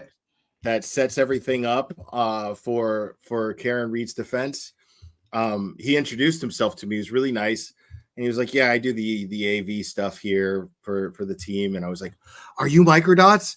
And he was like, no. And then I regret it because I was visibly kind of like, oh, yeah. Like, and he was such a cool guy. It was a pleasure to meet. He was like, no, I'm not Microdots. And I was like, oh, no. I'm sorry, dude. I know, I can imagine. I was like, it is very nice to meet you. Don't get me. I can imagine though. But I was really hoping to meet Microdots. Yeah. Did you get to meet Mazza Media? I did not get to meet Mazza either. He's a trunk apparently. He's like 67. Yeah, Jesus. yeah. But that's funny. I hope you got another. Have you got? I'm not keeping you too long here, am I? Have you got another? No, 5-10 minutes. We're good. As long as I got coffee. Still got coffee. We're good. You got coffee. I got my coffee here. Don't worry about it. I got a couple of super chats here. I'll make another pot if I have to. You're a legend. Thanks, bud. Right, as it's Will here again. We just go through. It's only a couple of super chats. It's fine. I think we got a super chat. Super chat. I think we got a super chat. Super chat. Super chat. Super chat.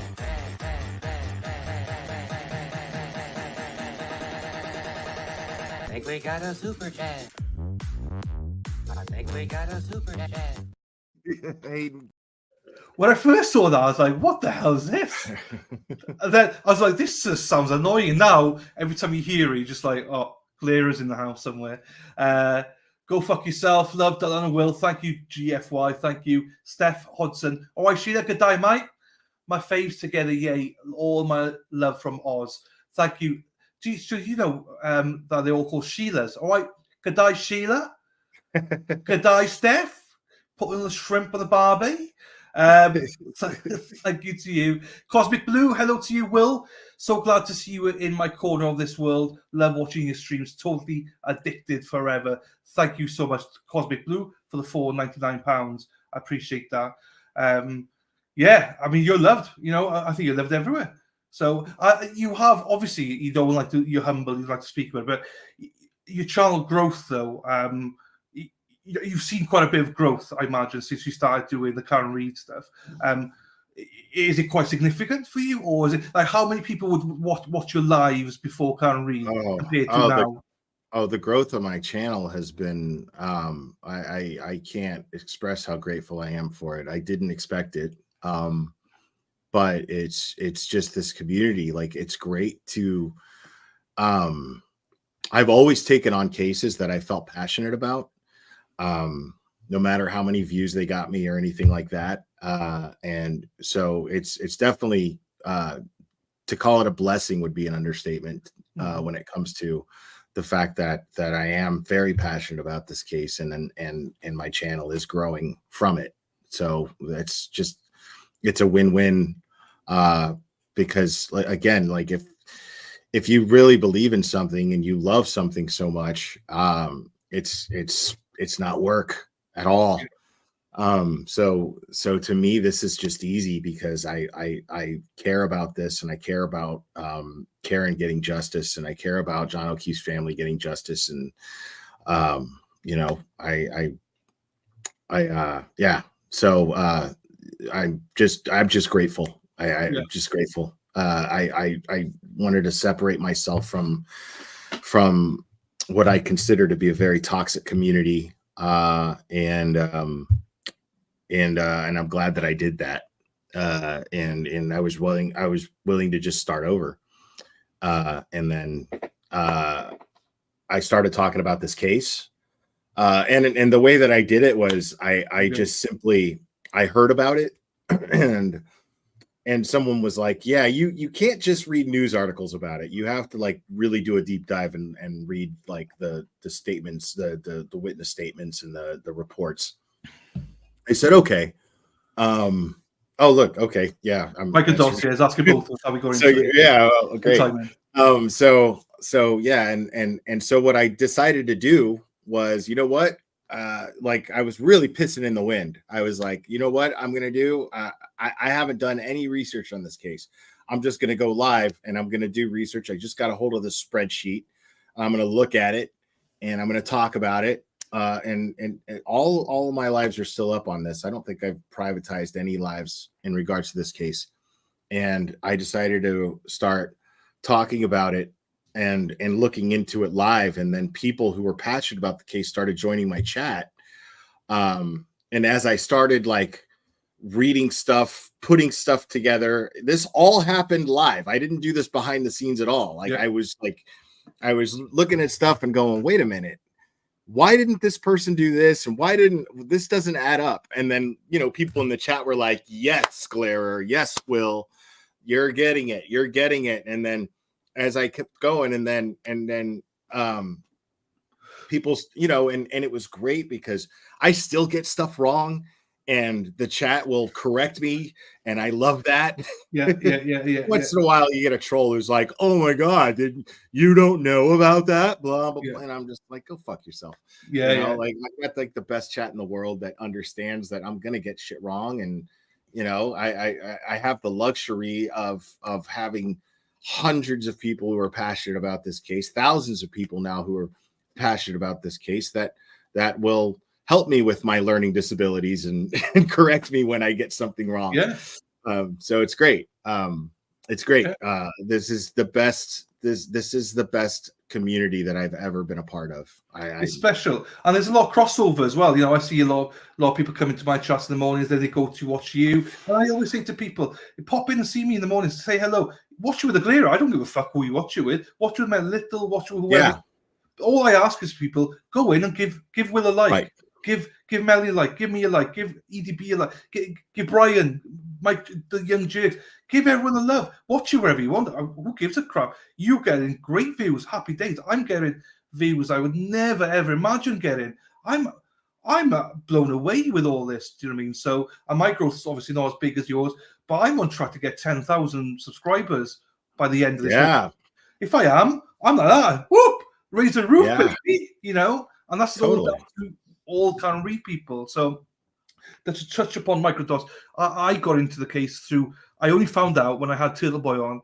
I read his article on the 18th of April last year when he launched the whole thing. I read it like a couple of days later. I didn't realize it was Aiden. I didn't know who Aiden was, didn't know who Turtle Boy was, didn't know any of that stuff.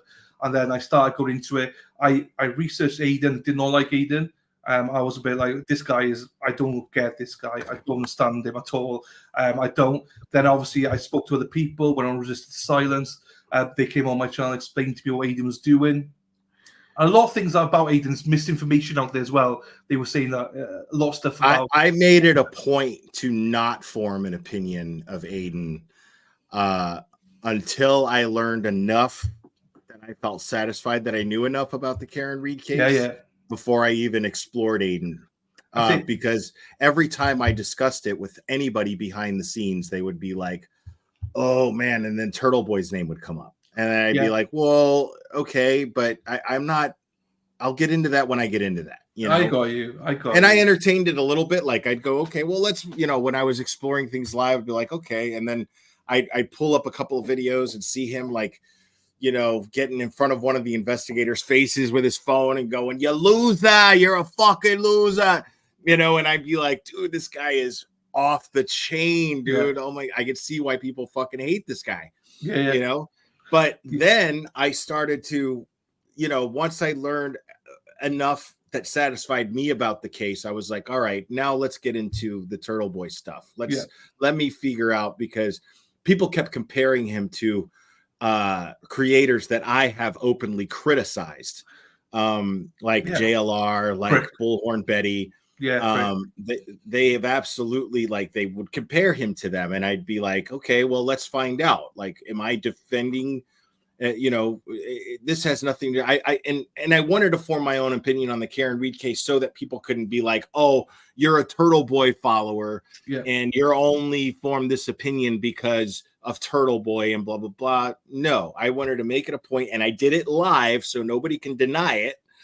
I explored the case live before I even entertained the idea of looking into Turtle Boy stuff. And then I started looking into Turtle Boy stuff. And then I asked him to join me for a panel and for a live stream, and he graciously accepted. He was very cool, and we had a great conversation. And my impression of him was my opinion of him. The basis of my opinion starting to form was based on my conversation with him, which is how I would prefer to base an opinion on someone. So my interaction with him is what I based my opinion on him on. And then right after that live stream, like, I mean, I'm talking within a day or two after that live stream, Turtle Boy gets arrested and charged.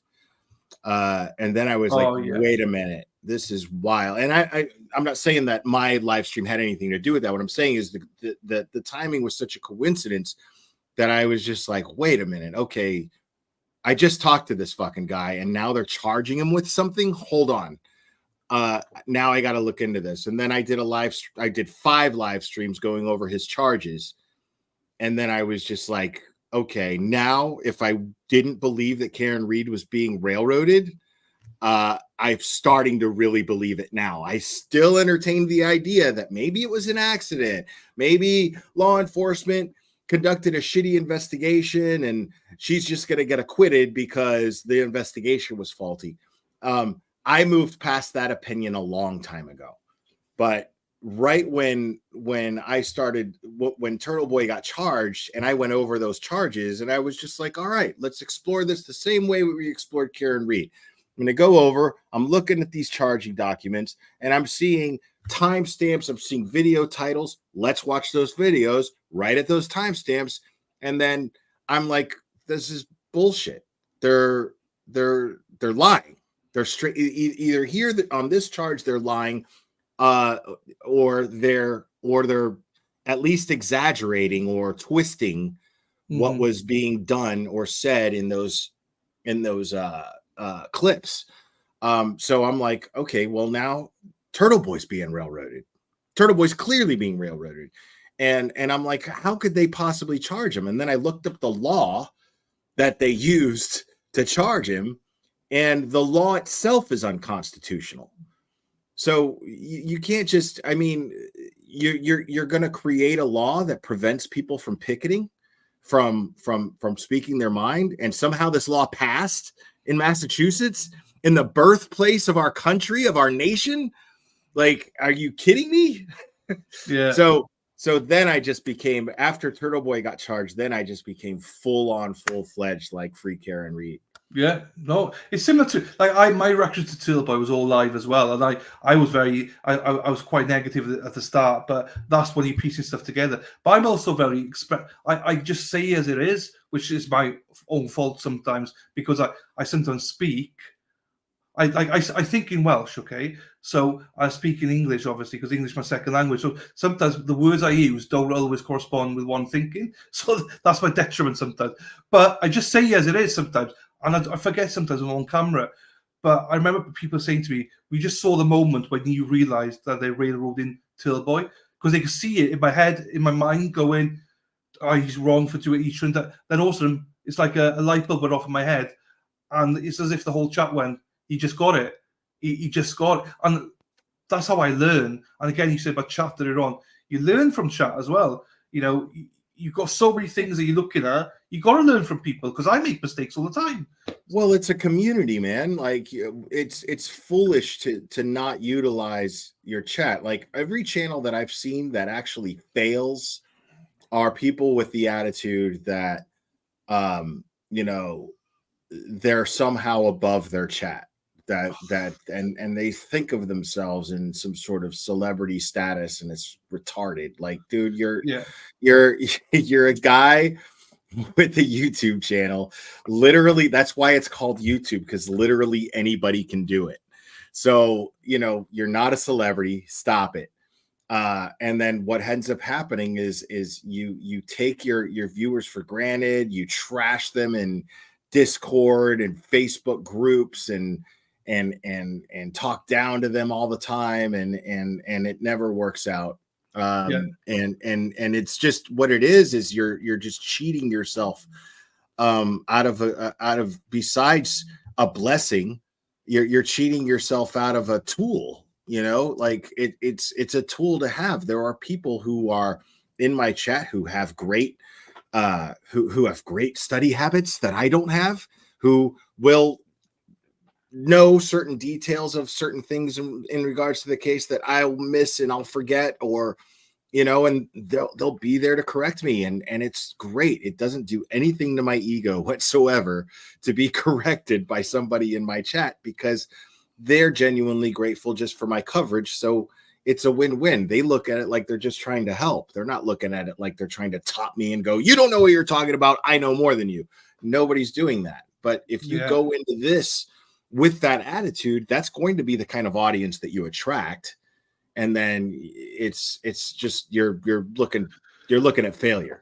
That's failure. Interesting, because I wanted to ask you this question. I know we're going off on tangent here, but in a good way for me, because one of the struggles I had and still have, Will, if I'm being honest with you, is obviously you find your foundation, you try to find your niche, you try to find your chat and stuff like that, which I'm very happy with my chat. They're amazing.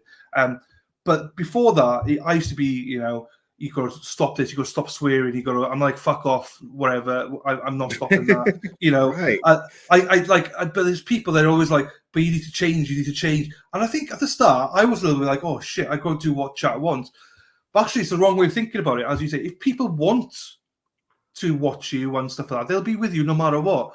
They'll forgive you for all your mistakes. Like, I used to get my top off and fucking swing it around. Get my tits. I didn't care. But then people started saying, fuck, hide your tits. I used to listen to that. Now I'm like, whatever. Do you know what I mean? But I think there's a fine line. People are fucked up, man. Like, yeah. It's wild, because like the free care and read people are, for the most part, respectful. There's a couple that are, once in a while that are just horrible. But the people who are Karen Reed is guilty. Some are respectful, but the majority that I've interacted with are trolls with fake accounts, and they're just shitty. And it's like, it's funny. Like, I mean, for example, I made Cherry made a super chat video because a few of the people outside, the supporters, were doing they what they would do, because they were showing love. They love the super chat dance, right? They love that and whatever. And just to show love, whenever they would get a super chat, they would simulate the super chat outside of the courtroom and in that group, and it was beautiful and it was funny and it was hilarious. And Cherry made a video with the music and everything, and I was going to once in a while start using that, and I did like once, and I did it to show love. I did it to show appreciation. I did it to show gratitude for them, showing how much they love the stuff that I do on my channel, which is just, and somebody took it and put it on Twitter, and there was just a thread of just the meanest, shittiest things that I can't imagine a human being with a soul being able to put out there. And I made the decision, I'm not even going to play that anymore. I'm just not going to do it, because there's no reason. These were the kindest people, and I hadn't even met them yet, but I did meet them in person, and they are the sweetest and kindest people in the world. And it was just a horrible, and they were fine about it. They were fine about it, but it was more than I wanted to take and deal with. I wasn't going to have you talking shit about these people and insulting them and saying these mean, horrible things about them, when I can tell that they're just very kind, sweet people. And then you're going to say these things that are going to make them feel horrible about themselves, or could make them feel horrible about themselves. And I didn't want anything to do with that. So I just stopped doing it. I just stopped playing it. It was meant to be something nice, and people turned it into something ugly. And I hate it. Even my montages, I get slated for the montages. Like, well, fuck off. If you don't like it, Right. piss off, people. There's other streams. Watch them. It's just like I don't get people's mentality on that, you know. So, but it's going back to what you say. But you can only build your community around these people. Just don't take things to heart. But it's super hard not to take it to heart. It's difficult, man. It is, dude, because people will find anything. If they hate you and they don't have a valid argument against what you're talking about, they're going to Yeah. find something to try to get under your skin and get you to shut up. That's Yeah. what the ultimate goal is. They're so threatened by your opinions that they're going to try to make you feel shitty about yourself in some way, shape, or form. Yeah. That's what they always do. You know, there's another guy who's he's a bigger guy and but he's got a shit ton of followers. He goes by Cinema Shogun. I love this guy's channel. I may not agree with everything he says, but I love this guy's channel. But this guy deals with the most horrible trolling that you could ever, just because of his physical appearance. And it's just like, he doesn't give a shit. He doesn't give a shit. No, I don't. I got you know. Like, and now, I mean, this dude has got a hell of a following. I don't even know how many subscribers he has on YouTube at this point. I haven't even checked in a while. But Cinema Shogun's my dude, man. I love that dude. And again, he might say something that I don't agree with, but that doesn't mean that I have a problem with his character, and I'm going to judge his entire character based on the fact that he has an opinion that that differs from mine. You know, and if the irony is, we'd be a lot happier if we just, you know, I'm a lot happier of a person now that I feel that way and I think that way. There, I'm just you know, like, you know, I look at this other YouTuber who just got arrested. This guy has hundreds of thousands of subs. He just got arrested and stuff with his kids and blah blah blah. And I could still watch the guy's content and separate that. You know, that stuff is none of my business. That stuff is none of my business.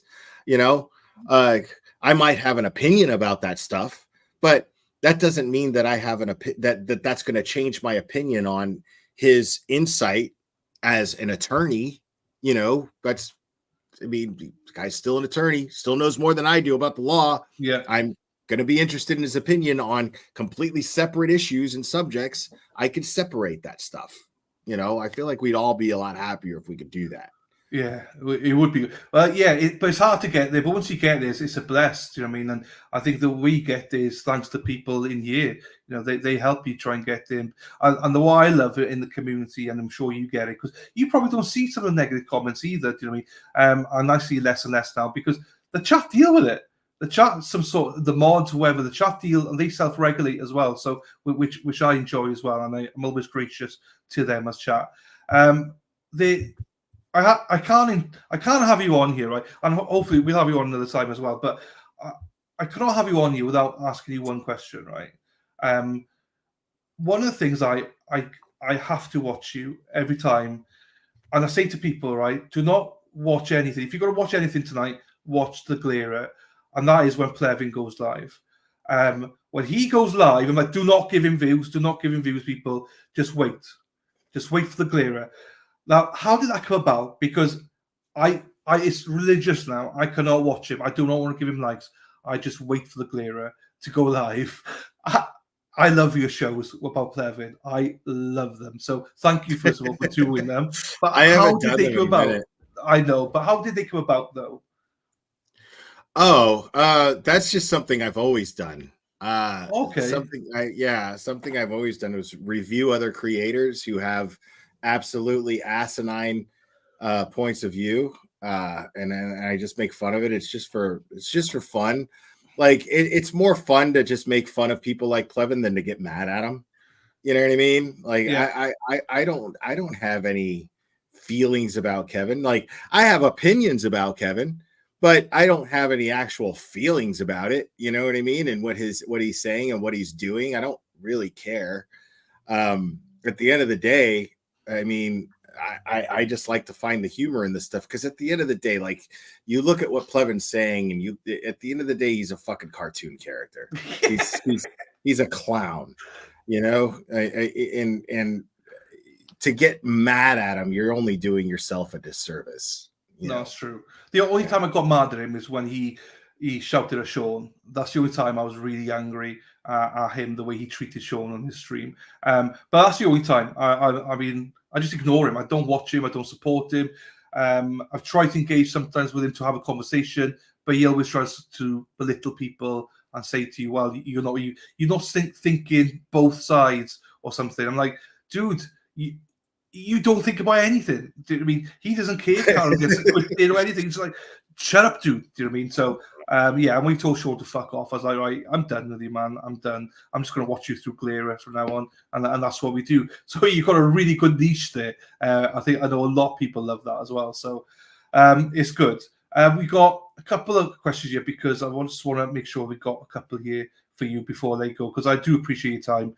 And I'd rather have you back on another time because you've been a great guest for me, man. Anytime, man. Microdot says here, another question. I missed it when I did miss it, but thank you, Microdot. I love the Glera and watch him every day. What will you do after Karen Reid case is done? Well, the thing about the Karen Reid case is I'm of the opinion that the Karen Reid acquittal that is imminent, it's just going to happen. That's just a prelude to getting actual justice for John O'Keefe. That doesn't get justice for John O'Keefe. It only gets Karen out of the equation. But now it's a question of, are we here just to get Karen acquitted, or are we here to get justice for John O'Keefe as well?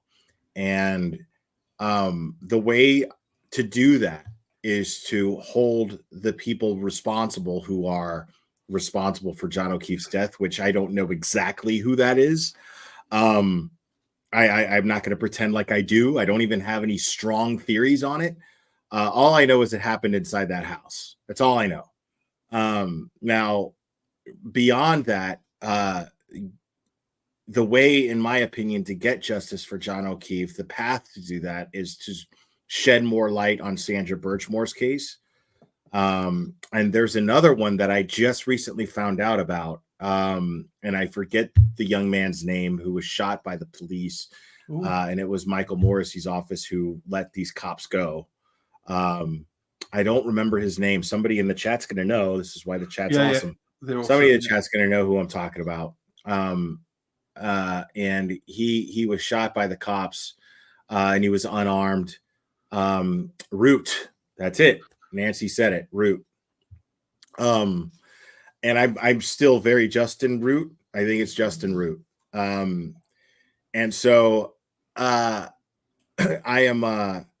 going to look into that case most definitely, because I think the overall, obviously, what's happening to Karen is an injustice, but that's going to be settled and solved once this case is once her case is acquitted. Yeah. But I think that there's more to be done. I don't think that fixes the problem there in Canton. I don't think that fixes the problem in Massachusetts. So as useful as I can be to help get justice for John O'Keefe, furthering that, I'll do what I can. But beyond that, I honestly don't know. I mean, I want to still discuss other cases. I'm going to talk. I plan on covering the Sarah Boone trial if that ever happens. I mean, she's headed towards her ninth lawyer, her ninth court-appointed lawyer. Yeah.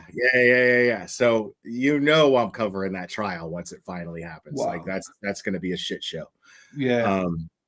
But it's going to be a different vibe because I believe she's absolutely guilty. Oh, 100% guilty. Yeah. She needs to be in prison. Yeah. She needs to be in prison just for how she's manipulating the justice system just to avoid, I mean, this is crazy to me, what she's doing. So no, I agree. And I'm always about innocent unless proven guilty, but that woman is not. She is not innocent. She's guilty. There's videos, there's everything. It's just like, what? Yeah. No, and I love that. Like, and I was in someone's chat and I said how Brian Walsh was absolutely guilty. And someone was like, I thought you were innocent until proven guilty, Guy Glera. And I was like, well, I mean, the problem with that is yeah, I am. But, when I have data that clearly indicates that Brian Walsh is totally guilty, That one, then I'm going with that data. Like now it's just a question of proving it in a court of law. Like, Brian Walsh is totally guilty. I mean, I don't care what anybody says. He totally did that shit. I'm going to be looking into that one. Yeah. Yeah, that's being tried in Dedham. That's a Dedham case. And this is what's crazy about that is the there's this really ironic, crazy thing going on here where the Commonwealth of Massachusetts is trying to debunk the credibility of and reliability of Celebrite data, even though they're going to rely on it to prosecute Brian Walsh, which I find incredibly fascinating. Yeah, that right there is another drop in the bucket that tells me that Karen Reed is absolutely innocent. I mean, yeah, the fact that they're willing to set that new precedent is, the fact that they're willing to destroy the credibility of Celebrite data in order to prosecute an innocent woman, which would be at the cost of how many killers have been convicted based on Celebrite data. There's so many. So now their attorneys, there's the risk that their attorneys, if this flies, of them getting retrials, getting their clients retrials. It's bad.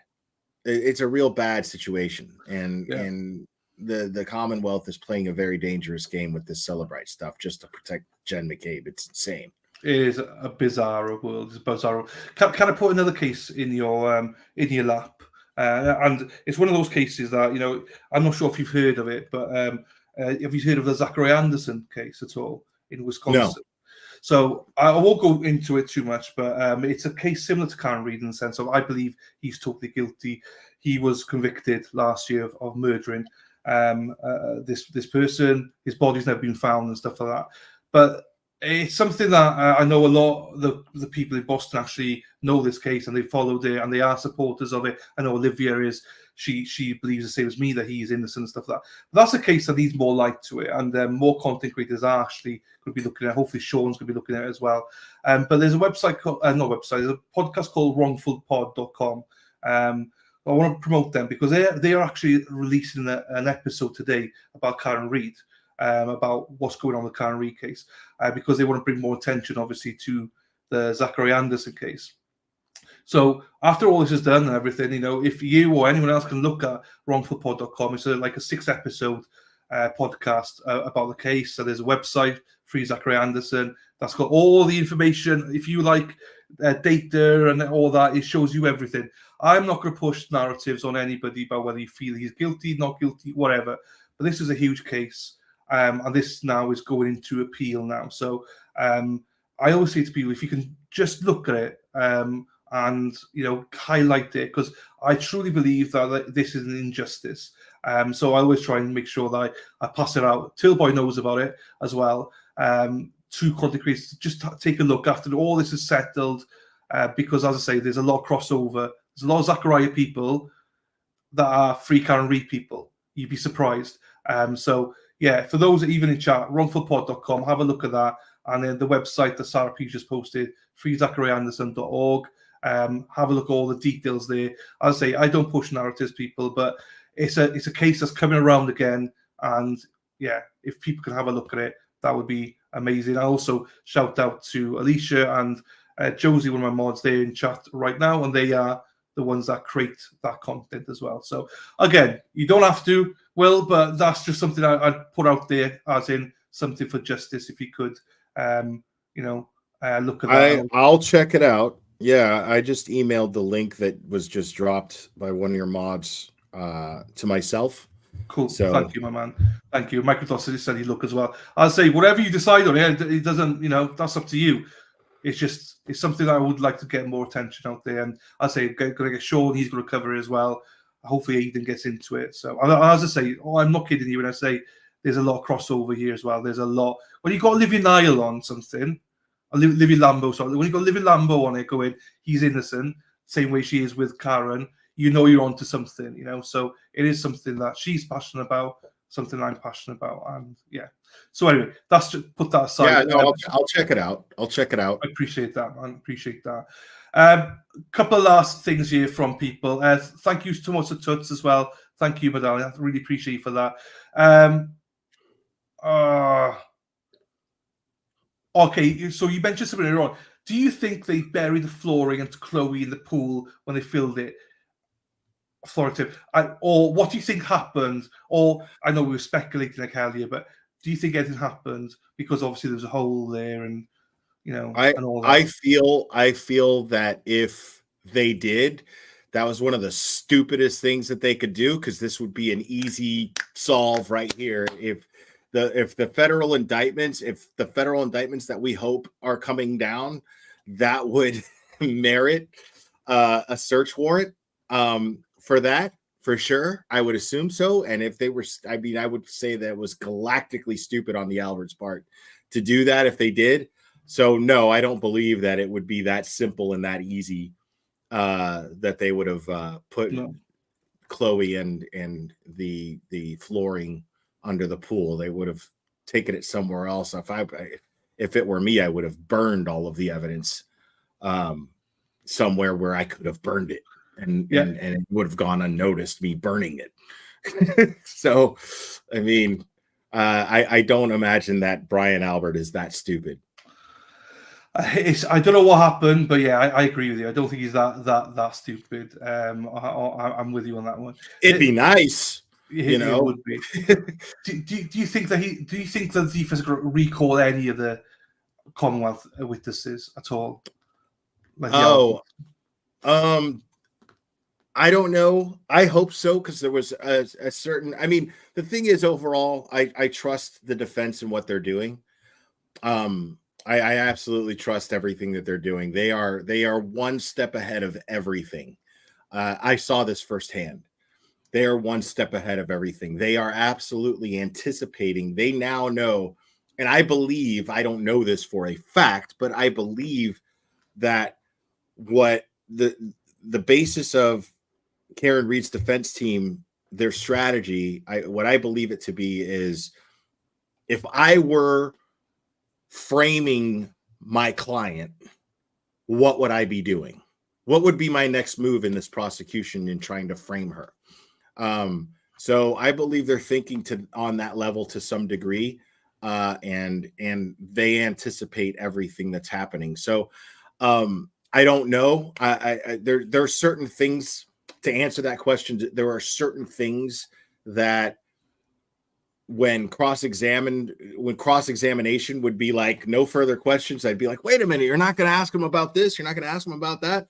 That's happened a couple of times. Mm-hmm. But at the same time, again, I trust Jackson and Yannetti and Little. I trust their strategy. I trust Karen, because Karen is absolutely and totally involved in every piece of decision making that takes place on that defense team. She is part of every strategy, I believe, because she is sitting there taking notes.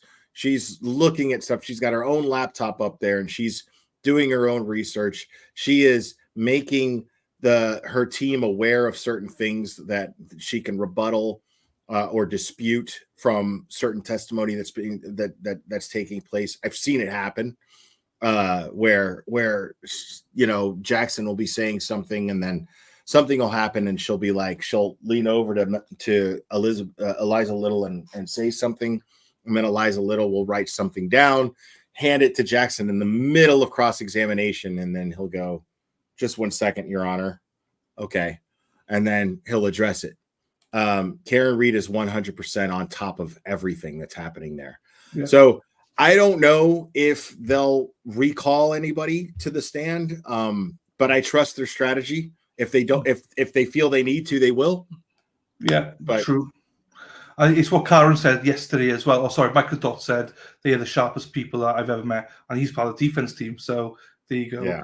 And Big D Dog, all right, darling. Prosecution watch all these shows for tips. They do.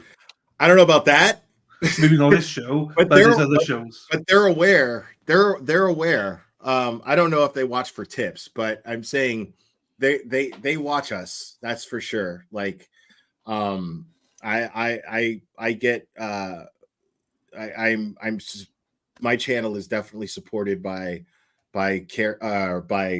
Kelly Reed and Liz Reed, Karen's cousin and sister. Yeah. They're very active in my chat. They're very, very kind. They're very supportive. And yeah, Karen didn't directly tell me that she watches the show, but she watches. Yeah. Kelly's been here. Kelly's actually come on my stream, and Yeah. you know, Karen watches everything, obviously, and I know Kelly's a big supporter of yours. Kelly comes into my chat every day and is like, morning, or wonderful people. I love them. Yeah, Kelly's they're aware and grateful for all of the support. Like, Jackson made it a point to tell me and Brian that you know, and it was great, like, because he was speaking on behalf of everybody. The whole team was just standing there in front of me and Brian going, and Jackson was basically the spokesperson, and he was just like, he's like, we would just want to tell you guys how much we appreciate all you guys are doing and all the support you're showing us and Karen. Wow. and you know, and all the people outside, like having you guys in the courtroom. You know, we want to be able to, you know, show the best we can how much we appreciate all of the support that's going on outside of the courtroom and outside of the courthouse. So, you know, and we were just like, wow, you know, humbling, our pleasure. Like, you know, we do nothing. Yeah, no, I got you, man.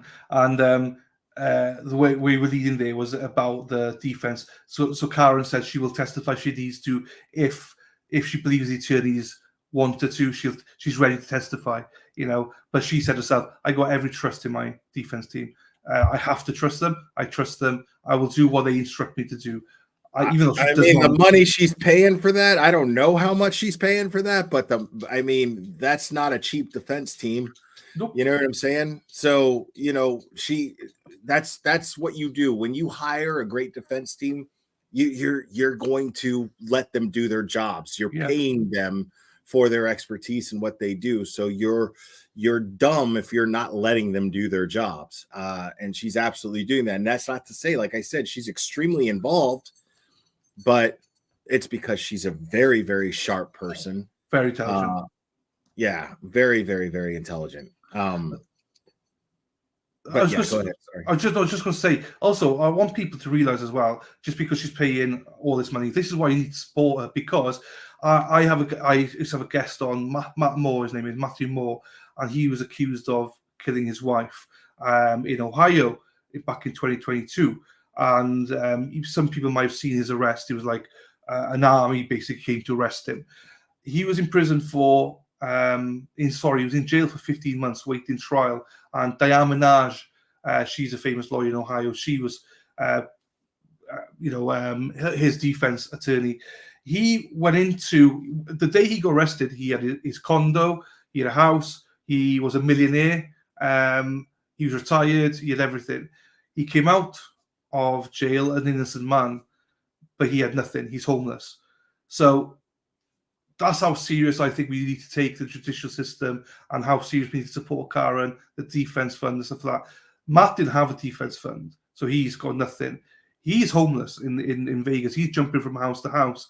He's got his freedom, but he lost everything based on a shoddy DA. And if you watch the trial, you'll know exactly what I mean. The jury took 25 minutes to find him not guilty. And even the judge said afterwards, he's like, that's the easiest not guilty ever. But he lost everything. And there's still people out there think he's guilty. So that's why it's important to support Karen financially. Yeah, and that's what they're going for. You got to understand that this trial, the overall vibe here is not to prove that Karen Reed is guilty. This prosecution is their overall vibe is that they're trying to prove, or they're trying to deflect the attention from inside 34 Fairview that night. So that's very, very telling. What they're trying to do here, they have no intention of actually they have no delusions of Karen Reed actually being found guilty here. Mhm. This is why this is a big miscarriage of justice. This is why I call it a sham, because they have no interest in actually prosecuting Karen Reed. What they're trying to do is deflect the attention from inside 34 Fairview. They're trying to protect the people inside 34 Fairview that night. And that is the issue here. That is the big, big problem. And what they're going for here is that they have Karen Reed on trial. Karen Reed gets acquitted, and then they get to say publicly, Michael Morrissey makes a public statement, or Lally makes a public statement going, well, the guilty person got away with it, and that's what happened. We had it was a bad investigation, and they didn't do their job, and these people didn't do this, and those people didn't do that, and there's going to be a whole lot of finger pointing. But the end result is justice wasn't served here because the guilty party got away with it. But that's why Karen, and just like you just said, that's why Karen needs the support that she's getting right now, is because no.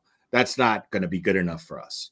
No, these people need to be held accountable. We are people who believe that John O'Keefe deserves justice and needs to get justice.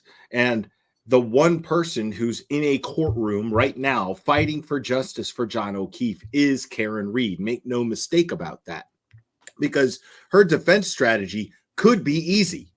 It could just be, there's no way that she's ever going to be convicted. But their defense strategy is a third-party culprit defense, which is they don't have to go that route. They could just play the defense and go, you know what? There's not enough proof. I could discredit every investigator. I could discredit every investigator's findings. That's easy. That's the easy part. And they seem to do that. And they use that to lay a foundation for their line of questioning. And then what they do is they get the jury looking at, okay, who did it then? Mm-hmm. If she didn't do it, who did it? So, excuse me. That's really important. And that's showing right now that Karen is not just looking out for herself, because if she was, this would be a much cheaper defense and a much quicker way of going about it. She's saying, no, not only did I not do it, but the guilty people are getting away with it. And I'm here to show in open court and get on the record who I think the guilty parties are. Thank you, Karen. Do you know what I mean? And that's why she needs our support. And, it's not just there's a few things here. It's getting Karen Reed free, right? It's also exonerating Tilboy, because he's in jail because of basically blasting all this in the open. And also getting justice for John O'Keefe.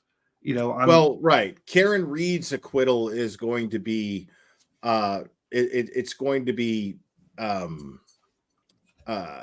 very extreme, to say the least, instrumental in Turtle Boy and his charges being dropped. To me, as far as getting justice for John O'Keefe, I wouldn't put Turtle Boy's being exonerated from these charges as part of that process. But it's still necessary because he's being railroaded 100%. So, of course, I absolutely 100% support Turtle Boy being acquitted and exonerated of all this, because Turtle Boy he's fighting a different fight. Absolutely, yeah. He's still fighting for justice for John O'Keefe. He's still fighting for Karen Reed. But in the fight for himself, he's fighting not only for himself, but he's also fighting for people's First Amendment rights. Yes. And that's extremely important. So that's why I absolutely support him. But I wouldn't say that his acquittal, maybe I'm wrong and maybe I'm not thinking it through. I'm just thinking out loud right now. But I wouldn't say that Turtle Boy's exoneration would be instrumental so much in getting justice for John O'Keefe. Oh no, I that came across as me saying that. I did not mean that. Sorry. No, I didn't just take it that way. No, just in case. No, I just think he deserves to be exonerated for everything he's done. Absolutely. Do you know what I mean? And the Captain And he Nine needs as well. to be credited for. He needs to be credited for. I mean, the man sat in jail for 2 months so that, ironically, the people who troll him and hate him so much could sit online and talk shit about him. Sure, yeah. I mean, yeah. he literally sat in jail for their right to do that, which is very ironic. One of his biggest haters, that did not call him every day with the book, Grant Smith Ellis, got his just desserts. That day, Yeah. what a piece of shit he is, man. He's Yeah. like a cartoon character, but he got his just desserts for everything he's done to Aiden as well, and the way he's treated Aiden. And look at him now. Like, nobody gives a shit about anything he has to say. No. You know, like, the more this trial, that's going to happen. Like, now anybody who watches Plevin now is he's getting more views only because people are like, what is this idiot gonna say about this now? Like, how can this idiot still sit there and blow hard as much as he is about this case and say that Karen Reed is guilty? You know, that's why he's getting the views that he's getting, is because people are like, Yes. what the hell does he got to say about after the shit show that just happened in court today? I got to know how this asshole can actually stick to his guns about this. So that's the only reason he's getting views now. Yeah, but when this is all over, he's going to disappear. He's going to be nothing. I noticed this. This is why I tell people to support everyone, the OGs, like, you know, yourself and Brian and Jerks, Tom CPU, obviously Tillboy. Obviously, there's a lot of other Truth and Transparency came in, Lana and stuff. It does great work. I believe I do as well. And, you know, we came in after you guys, but we still been here for months. There's people have come in on the day or like the week before and just come in. She's guilty. She's guilty. She's guilty. And it's like, you mofos, like, you're just doing it for clicks. That's all they're doing it for, is for clicks. And because they probably see Plevin on Court TV and go, if that monkey could be on Court TV, then I'll take his place, you know. There's so much that going on. And I hope people realize that, you know. And the biggest one at all, I'm not sure if you've seen this clip. It's only a 10-second clip. I'll play it. This is the biggest bitch of them all. Hang on, let me play it. We're at this scene with this minor bump, and you can see as she pulls away, the tail light is well intact. So all of that is not going to hold water. So I play that every day because it's like, that stupid cow said, it's a minor bump, there's no damage, you know, it's not going to play in court. Now she's reversed it, so every time she tweets about... I mean, she's right. The tail light is intact for the most part. I mean, there might be a little piece missing, but what's really interesting about that is compare that to the pieces of tail light that Trooper Proctor himself stood in open court showing the jury that were like, dude, I mean, got one piece is this big and then another piece is this big. And you're like, dude, what are you doing? Like, so you're going to tell me, I mean, you're telling me that these are the pieces of tail light that were found on the lawn at 34 Fairview Road, where she actually broke her tail light at what, 12:30, 2:30, whatever time it was. But that footage of that tail light is at 5:30 a.m., right? So how did you get those pieces of tail light that you're showing the entire jury that you just found on the lawn that came from Karen Reed's vehicle? Really? So that's going to come up in court. That's going to come up in closing statements, I'm sure, at the very least. Heather's asked, Dilla, did she ever respond to you replying that? I posted that video to every week.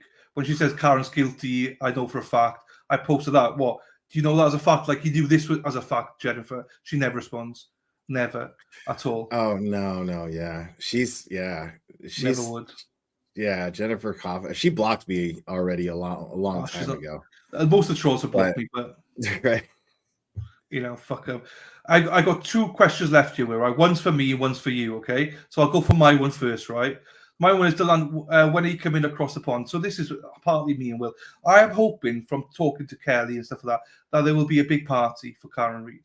And so my whole philosophy is that hopefully she'll probably take a couple of weeks or whatever just to, you know, decompress and just like, whoa, spend some time with family and whatever she needs to do. But hopefully there is a party of some sort, or celebration of something. And maybe it's not Karen that does it, but hopefully there's some sort of celebration. So whenever that happens, that's when I'll come out. I'll tack my week-long visit towards that. That's my plan anyway. What's your plans, Will? In a similar thought or vein, or? Same thing as the first time I went out there. No promises, but I would like to. It's definitely my intention to. Yeah. But yeah, I definitely. It's definitely on my list of priorities to party with the very people who have supported and celebrate this victory, this imminent victory that is just going to happen. Yeah. No, I agree with you. And there's so many people I want to meet and greet, and everyone's been so gracious to me. And as I say with Will, our channels have grown because of you guys, especially. I know it's worldwide, by the way. It's Australia. I got people from Australia here, South Africa, Germany, everywhere. But the people of Boston, I know that they've taken me in, they've taken Will in. I got videos of Dina giving me shout outs every morning. And I know how much she loves the Glarer. And Dina's so awesome, man. She's amazing. And there's a picture I played on the intro, that I'll play on the outro as well, of Dina following you with a massive smile on her face, just chasing you. And it's like, I love that woman. I love her so much. She's amazing. Yeah, so, she's incredibly sweet.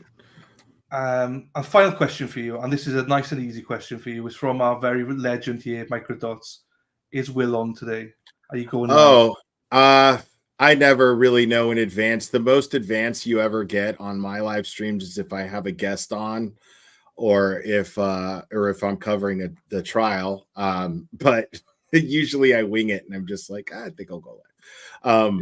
So I might go live later today. I don't know. Maybe. I don't know. I love that. But when you do go live, people will be there supporting you, so it's great. Well, I'm not going to take any more of your time. I genuinely appreciate. I told you it's about 60 minutes, and it's been like over 2 hours, man. So that's more than I could have asked for. And generally, hopefully, when more cases come out, hopefully we can have you back on and chat away and just talk to you, your life experiences and stuff. You've opened my eyes to a lot of stuff today, which I really appreciate. Your insight with the Karen Reid trial, I really appreciate. I've got 10 more questions to ask you, obviously, about you as a person. But yeah, man, it's a pleasure. I'm fine, man. If you got questions, ask them. It's fine. Yeah, I will do more. I'll be more prepared for the other one, but because I would love to have you back on. Sure, anytime, man. I try to keep it for Karen Reid, but as I say, there's more stuff we can learn from you and your life experiences and how you got here as well, and what's for the future as well. So, mate, I hope you don't get in trouble with Cherry because she's a lav Cherry. That's Australian, not fucking. She's a geezer. Hope send my love. Thanks for popping in. Happy birthday to her. And she'll have all the cheese, as you say, So love to her, love to you, Will. I really do appreciate my friend, and best of luck to you, man. Thanks for having me, man. No, appreciate you. It's a pleasure. And yeah, so with that, mate, you could drop off for everyone. I'm just going to stay on for a couple more minutes to say goodbye to everyone, and we'll catch you soon, buddy. All right, keep in touch. All right, you guys have a good one. Thanks, everybody. Bye, guys. Thanks, mate. Dylan. Thanks, buddy. Thanks, Will. And thanks also to everyone that came over from Will's channel. I really appreciate you for coming. I would just want to say thank you to you very quickly. Thank you for that. Whether it's her birthday or not, it doesn't matter. We still sing for her. If you missed the intro, I'm going to play it as the outro. It's like a 5-minute montage, mainly of Will and stuff when he was there in Dedham. So again, I'm blessed. Thank you all for being here, whether you're regulars, whether you're not. Sorry if I missed you in chat and couldn't give you shout outs, but I hope you know the love is there for all of you. I really do. And again, big shout out to Will. He's a big part, a big cog in the wheel for Karen Reid. So yeah, and thank you for all the super chats and gifted memberships and stuff for that. For those who are regulars, I've got a members only coming on at 2:00. So yeah, so got that.